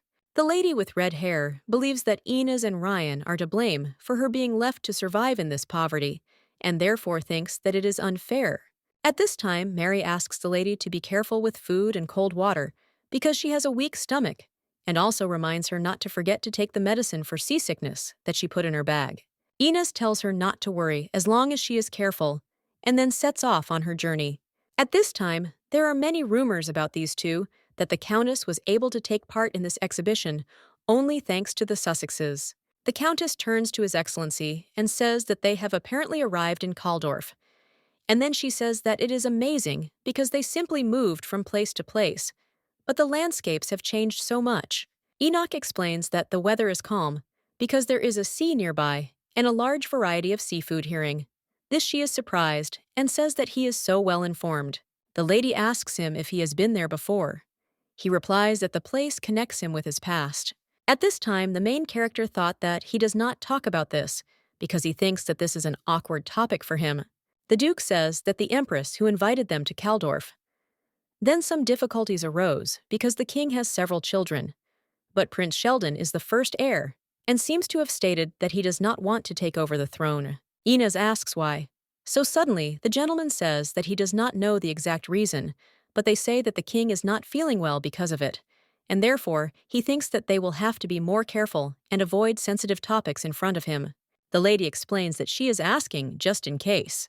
The king greeted the Countess of Brereton and the Duke of Sussex and said he had heard a lot from representatives about their successful exhibition, and especially about the Countess. Demos says that her creative popularity has spread to their region because she made a huge effort and fulfilled her duties, unlike one slob who forgot about them. The king says that he heard that she wants to open her own exhibition, and then he says that if she doesn't mind, then it would be an honor for them to hold it here because they will spare no resources. Inez says she will definitely do it. The king turns to the Duke and says that Lady Attley influenced the decision to invite him, and he thinks that apparently they still have good memories. Enoch says that he will definitely thank her. Hearing this, the girl became interested in who this Lady Attley is. With a respectful reception in Caldorf, preparations for the exhibition gradually continued. The main character thought that she would be more successful than she imagined. The man tells the lady that all the parcels from Lancaster have arrived. When she looks at the paintings, she realizes that they all came under the name of Viscount Goth and were returned to her after the trial. The Countess says that if it weren't for this, her paintings wouldn't be at the exhibition. The gentleman says that this time he will finally be presented under the name of a real artist, and he will also go to help there. At this time, the main character thought that after that exhibition, he still helps her now, and believes that her debts to him are growing. Inez thought that it seemed to her that he saw in her something more than just an ordinary sponsor, and she liked him, and maybe if they both wanted it, they would become a couple. The main character does not understand whether this is necessary because she believes that for this reason, the association will start talking about him. She assumes that they will break up badly and their relationship will get worse. The lady thought that maybe she was doing the wrong thing by not listening to her heart, but she understood that the mistake could not be corrected later. At this time, Sheldon looked at the lady and then said that she had a sad face. Seeing him, the girl was surprised, and then screaming asked how he ended up there. The prince tells her to be quiet because he went out quietly, avoiding the guards, and then asks what's wrong with her and says that he came to look because he thought that she was very happy about the preparation of the exhibition. Sheldon takes the lady by the hand and offers to go with him. She asks in surprise, where he says he is going to get some fresh air. When Inez looked into the room, she said that it was the first time she had seen such a huge studio. The prince asks if there are any such places in Lancaster. She replies that she has heard that there are similar ones, but they are all the property of other people. The gentleman agrees with her and says that Lancaster is completely full, and the lady thought that it was impossible to deny. When the main character saw the painting, she said that it was beautiful, and then she said that she saw the work of Kaldorf with her own eyes for the first time and believed that it would be overwhelming in its passion. Sheldon asks if she really thinks so, and the girl looks at him and asks, "Really?" He says that it is his painting. The prince explains that he offered to take her for a walk, but in reality, it was just an excuse for wanting to show her off to her, and says that thanks to her, he wanted to create again. Inez says that she heard that he does not intend to become king, and thinks that it must not have been easy for him to go against the orders of his majesty. The prince explains that he is the first heir in words, but in truth, he has many younger ones, and they have a passion for politics. He believes that therefore anyone will become a better king than him. Sheldon says that the parents haven't gotten over it yet, and they are still cautious. He reminds that, as she said, it is unhealthy to live according to someone else's wishes in the shadows. Inez thanked His Highness for today and said it was a breath of fresh air in the chaos of preparation. The prince says that he thought she was upset because things weren't working out romantically. Hearing this, the lady objects and says that she doesn't have anyone like that. The young gentleman thought that she had a good relationship with the Duke of Sussex, and if there was nothing between them, then he did not understand what that look meant. Sheldon says that even if that's the case, he's not bad either. At that moment, the Duke entered the room and overheard their conversation. The long preparations came to an end, and the long-awaited day of the exhibition finally arrived. The maid asks the countess if she likes it. The mistress thanks her and says that it is very beautiful because she could not get enough sleep these days, but thanks to her help, she will look decent. And at that time, I thought that finally she will be able to rest after this day. Enoch, that the countess looks tired and then asks if she is okay. The lady wonders if it is very noticeable because she thought that the makeup should have hidden at least a little. His Majesty says that he is simply more worried about her than anyone else, and of course he will notice. And then he says that he thought that she would not even have time to eat, and so he brought a snack. At this time, a girl ran up to the gentleman and asked how long they had not seen each other. Enoch says that this is Lady Margaret Attley, but the girl objects and asks to call her simply Margaret, and says that she really wanted to see them.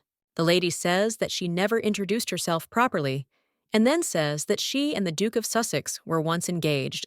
Inez says in surprise that he had a fiancée, and she didn't even know.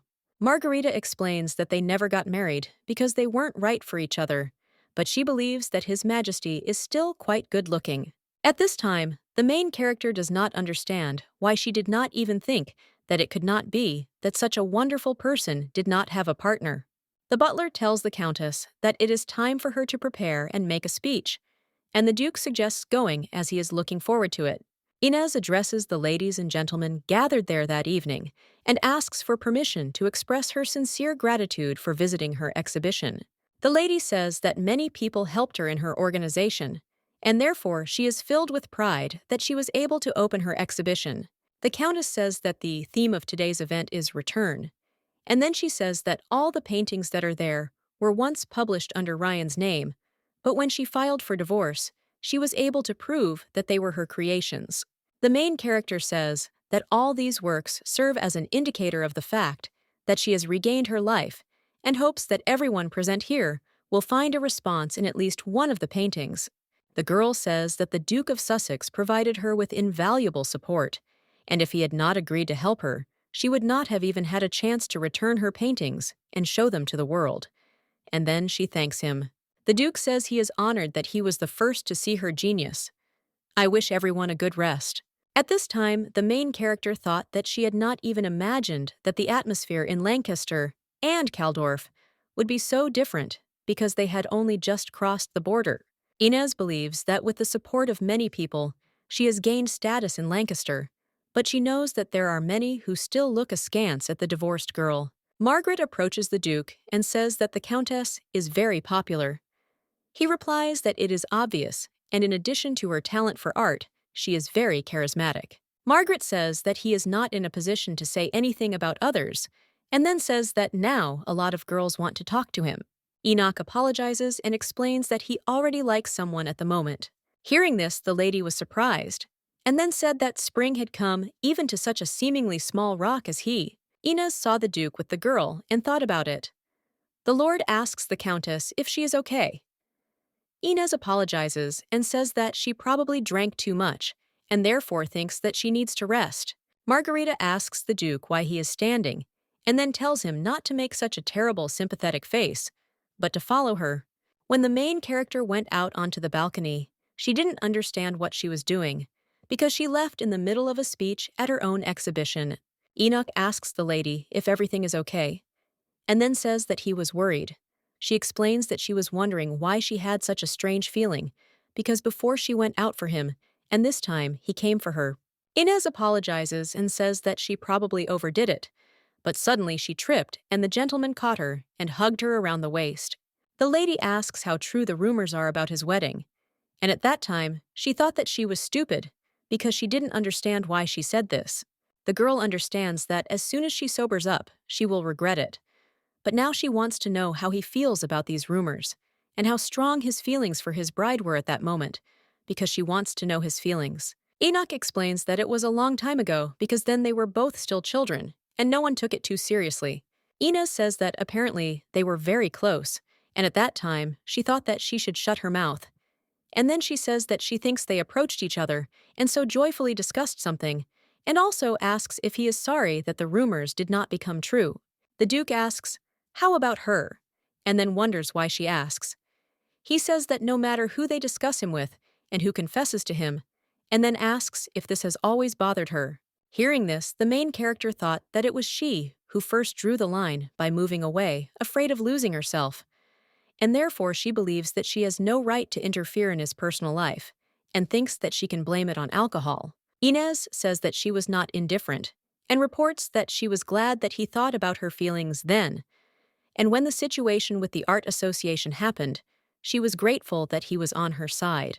The girl says that for him, it could be ordinary good nature, and he said that there was nothing to thank him for, but for her, it meant a lot, and she was worried about him very much. The Countess says that she did not want to burden him with her confession, and to be even more honest, she was afraid that he would not return to his previous relationship after that. Enoch wonders if he can ask why she cares so much about him. Then he moves closer to her. The girl takes a step back and says that if he says it was a mistake, she will accept it. And at that moment, the Duke hugs and kisses her. Inez asks His Excellency to wait, and he asks why he has to wait all this time, and then says that he was only waiting for this mistake on her part. Enoch says that whether it is a mistake or sincerity, he doesn't care, and now no matter how much she wants to distance herself, he will not give in to this. The main character says that they need to go back to the hall and then kisses him on the lips. The lady asks how long the Countess of Briarton has been away, as she wanted to speak to her. The lady with the black hair says that she heard that the lady had gone to rest and thinks that she will probably come soon. The exhibition ended after midnight. The main character learned that Margaret Atlee was the Marquis's wife, and she had abandoned her engagement to Enoch because she had met true love. At this point, the young lady doesn't understand how she was so wrong. Margaret says that the reason they invited her to Caldorf is because they are the main characters of the exhibition, and she wanted to ask them for something personally. The lady says that she will explain later, because they will meet again at His Majesty's dinner. Enoch says that it's time for them to go too. Meanwhile, the main character doesn't understand what to do, because her face is burning from the memories of what happened. The girl does not understand that if she cannot control herself in the carriage, but she is so tired that she fell asleep. At this time, the gentleman thanked her for her trust, because she lay down on him and considers that she is too defenseless. Enoch says that, to be honest, he thought a little before going here, and as his brother said, if he doesn't want to cause her any inconvenience, then he'd better retreat, and he thought about it. The Duke understands that he has already become accustomed to giving up something, and even if he had to reluctantly give her up, it seemed to him that he could do it for her sake. However, he worries about her and no longer wants to be on the sidelines. The servant tells His Excellency that they have arrived, and when he saw them, he thought that he did not even know that they were in such a relationship. Enoch laid the girl on the bed and then asked her to take off her clothes and lie down normally, and said that he would call the maid. Suddenly, the man felt the lady holding his hand and telling him that he had to go. Inez turns to His Excellency and asks him not to go, and then says that she wants to stay with him tonight. When the lady woke up in the morning, she saw the guy who was lying with her. She remembered what she told him last night and thought that she was not herself. Enoch asks if she slept well, and then says that she slept so soundly. Inez asks in surprise if he didn't let her sleep, and the gentleman apologized. The Duke says that when he just opened his eyes, he thought that she might regret this night, and he was worried about it. Zero Lady assures that there is no reason for this, and all yesterday's confessions were sincere. The girl asks how long he will call her countess, and then reminds him that he even calls Margaret by her first name. She suggests that at least when they are alone, he call her Inez. Inez tells His Excellency that there should be a dinner in the royal chambers today, and he says that they still have time and suggests that they spend some time together, and then suggest calling him Enoch. The main character thought that in the end they weren't late, and they managed to get there on time. The king's Aunt Melissa says that she is glad to see them in such a setting. Then she asks for forgiveness and explains that His Majesty will not be able to attend today due to urgent state affairs, and he said that he will make time before their departure. Sitting at the table, Inez thought that if you look closely at the first meeting, His Majesty introduced her as his daughter, and that is why she was confused. And she thinks that apparently he often forgets something. Melissa asks if they are married yet, and then says that if she had a daughter, she would want a son-in-law like him's. The Duke thanked the lady and then said that he already likes someone, and looked at Inez. And the girl does not understand why he looks at her side saying such things. The lady turns to the countess and says that she has several nephews. The lady says that, in fact, as an artist, she cannot stand still and plans to concentrate on her work for some time. Hearing this, Margaret says that she is already an amazing artist and believes that she became the foundation of the Lancaster art scene where women were not accepted. And then she says that she truly respects her. The Marquise thinks that it would be great if Andrea, her daughter, could study with her. Inez says she heard that they are not like Lancaster, and there is freedom in the art world. Margaret says that, of course they have a lot of female specialists, but there are no schools that accept girls. The Marquise says that she learned to paint pictures, not officially, but at home. The main character explains that she was able to learn this because her parents respected her passion and cared for her, and because almost all girls from the nobility get married as soon as the time comes. Margaret asks if she would like to meet her daughter after dinner. Inez looked at the sea and said that it was very beautiful. Margaret said that they could admire it calmly because this beach belonged to their family. The daughter tells her mother that she has already arrived, and the lady says that she will be very surprised when she finds out who she came with. The Marchioness reports that it is the Countess of Brereton, whom she wanted to see. The girl with black hair says that she is pleased to meet you, and then says that she is Andrea Etley, and it is an honor for her to meet the lady. Inez says that she is also very happy to meet them, and then says in surprise that this is her collection from the exhibition. Andrea says that she has recently started learning to draw, and asks if she could look at her work because she wants to hear her opinion. Margarita tells her daughter that she shouldn't bother the guests like that. But Inez says that everything is fine because they are probably happy to see her like this.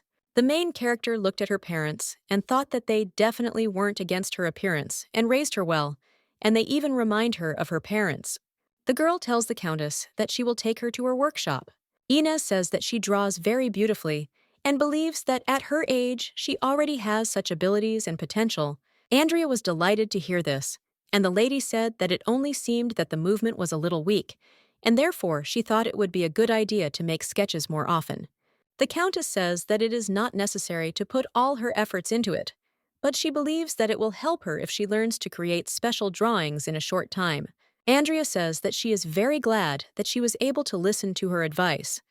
The lady asks if she is not studying with her tutor, and the girl says that she has no one else to ask for advice except her. Hearing this, the main character remembered that she cannot go to the academy like other children, and believes that it is not easy for her to find a person who will appreciate her work. After all, she understands that she has so much talent and passion, and she is interested in whether she will continue to draw further. Inez knows that the children from the Street of Artists were like that too, but they would not have been accepted into the academy because they were from ordinary families, and they did not even have a chance to learn to draw. In the evening, while walking by the sea, Enoch asks the countess what she is thinking about. She replies that she remembered a recent conversation with Andrea, and that children do not have the opportunity to gain a variety of experiences, apparently like in Kaldorf. The lady reports that in the country that is beyond its borders, academies accept only boys from rich families, and Andrea is much younger than her. But it is very sad that she is not a bit different from her at her age. Ines says that it is strange because she is a girl from an ordinary family, and she has nowhere to gain knowledge, and only because of these reasons in this world is it worth giving up your business. She apologizes and says that she was thinking too deeply. The gentleman asks if this is all, and then explains that it seems to him that the Inez that he knows still has something left to say. The main character says that she wants to create a place where everyone can study no matter who they are. Without discrimination, the main thing is to have desire. Inez says that she wants to build a school, and that children from both rich and ordinary families could enter this academy. The lady says that she finally realized that the art world in Lancaster is very strange, and the people in it not only do not try to develop themselves, they focus only on themselves. Inez says that while some are in power, those who truly want to learn art lose even the slightest chance. The lady asks where such amazing kids will have a chance to recognize their talent and start studying. The Duke says it won't be easy. Hearing this, the main character thought that this was being said even by the one who always tried to support her in everything, and believed that it really must be difficult, providing women and children with the opportunity to receive an education that was unavailable to all of them this time. And Inez knows that she will definitely be subjected to even more condemnation than she is now. But despite this, she wants to do it. The girl understands that at least the reason was her return before she became who she was, and she knows that many people helped her, and thanks to their good intentions, she received a new life. The main character believes that if she is destined to help someone change their life, then she will definitely help them. Inez looked at the guy and thought about the fact that this look that wants her to fulfill what she believes in. Enoch says that it will be very difficult and there will be many things that she cannot do alone.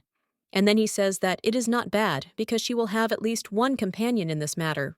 The Countess asks what to do if this time she cannot give him individual responsibility.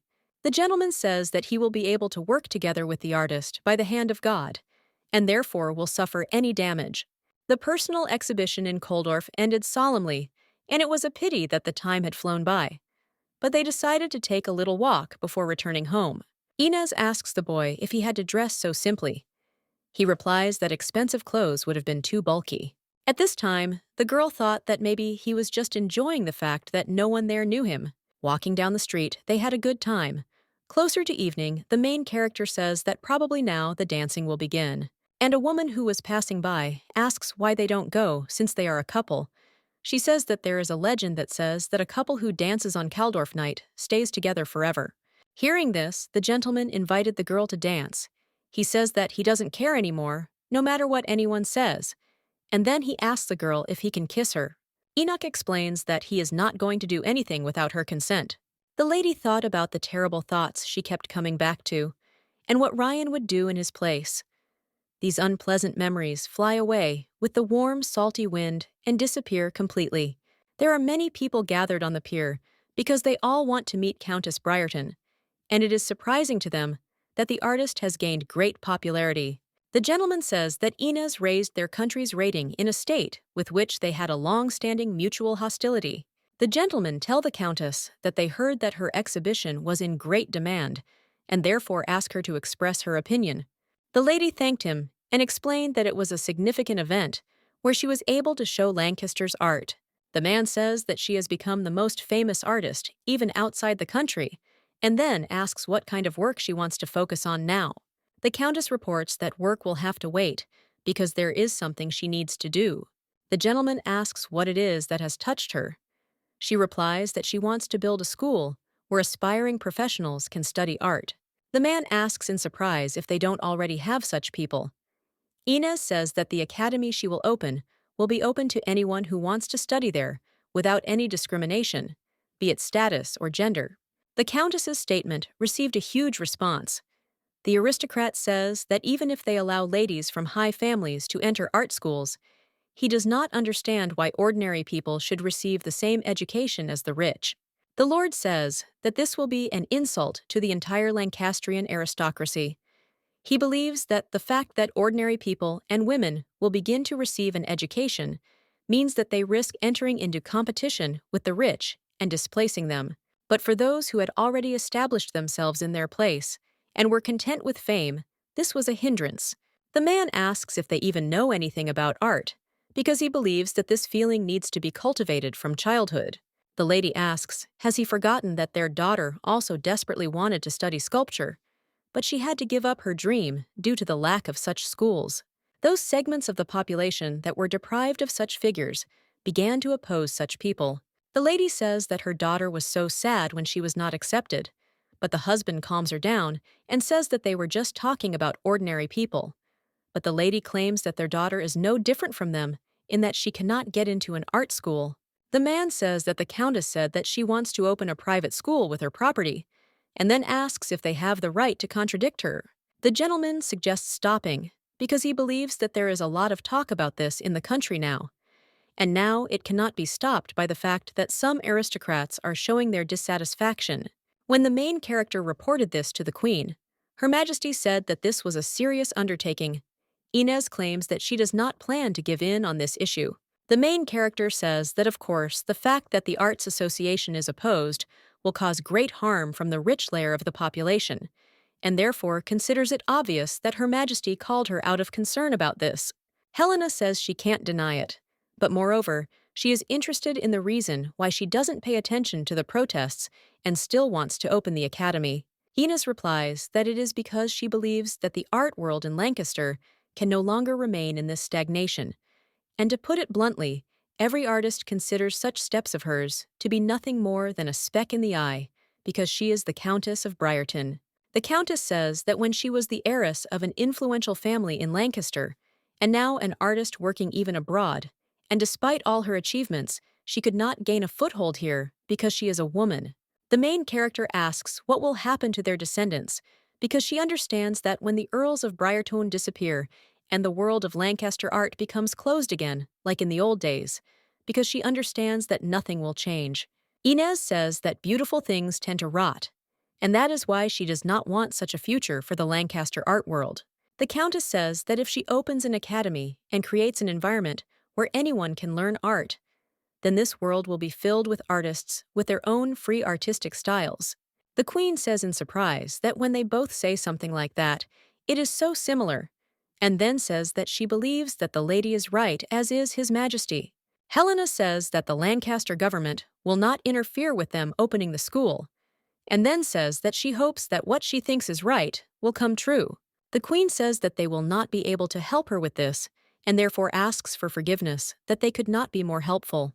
Inez says that she is overly happy that they trust her, because she understands that there are those who think that she is doing the right thing, and there are those who believe in her, and therefore she will never break. A few days later, a letter arrived at a small newspaper publishing house in Lancaster's district.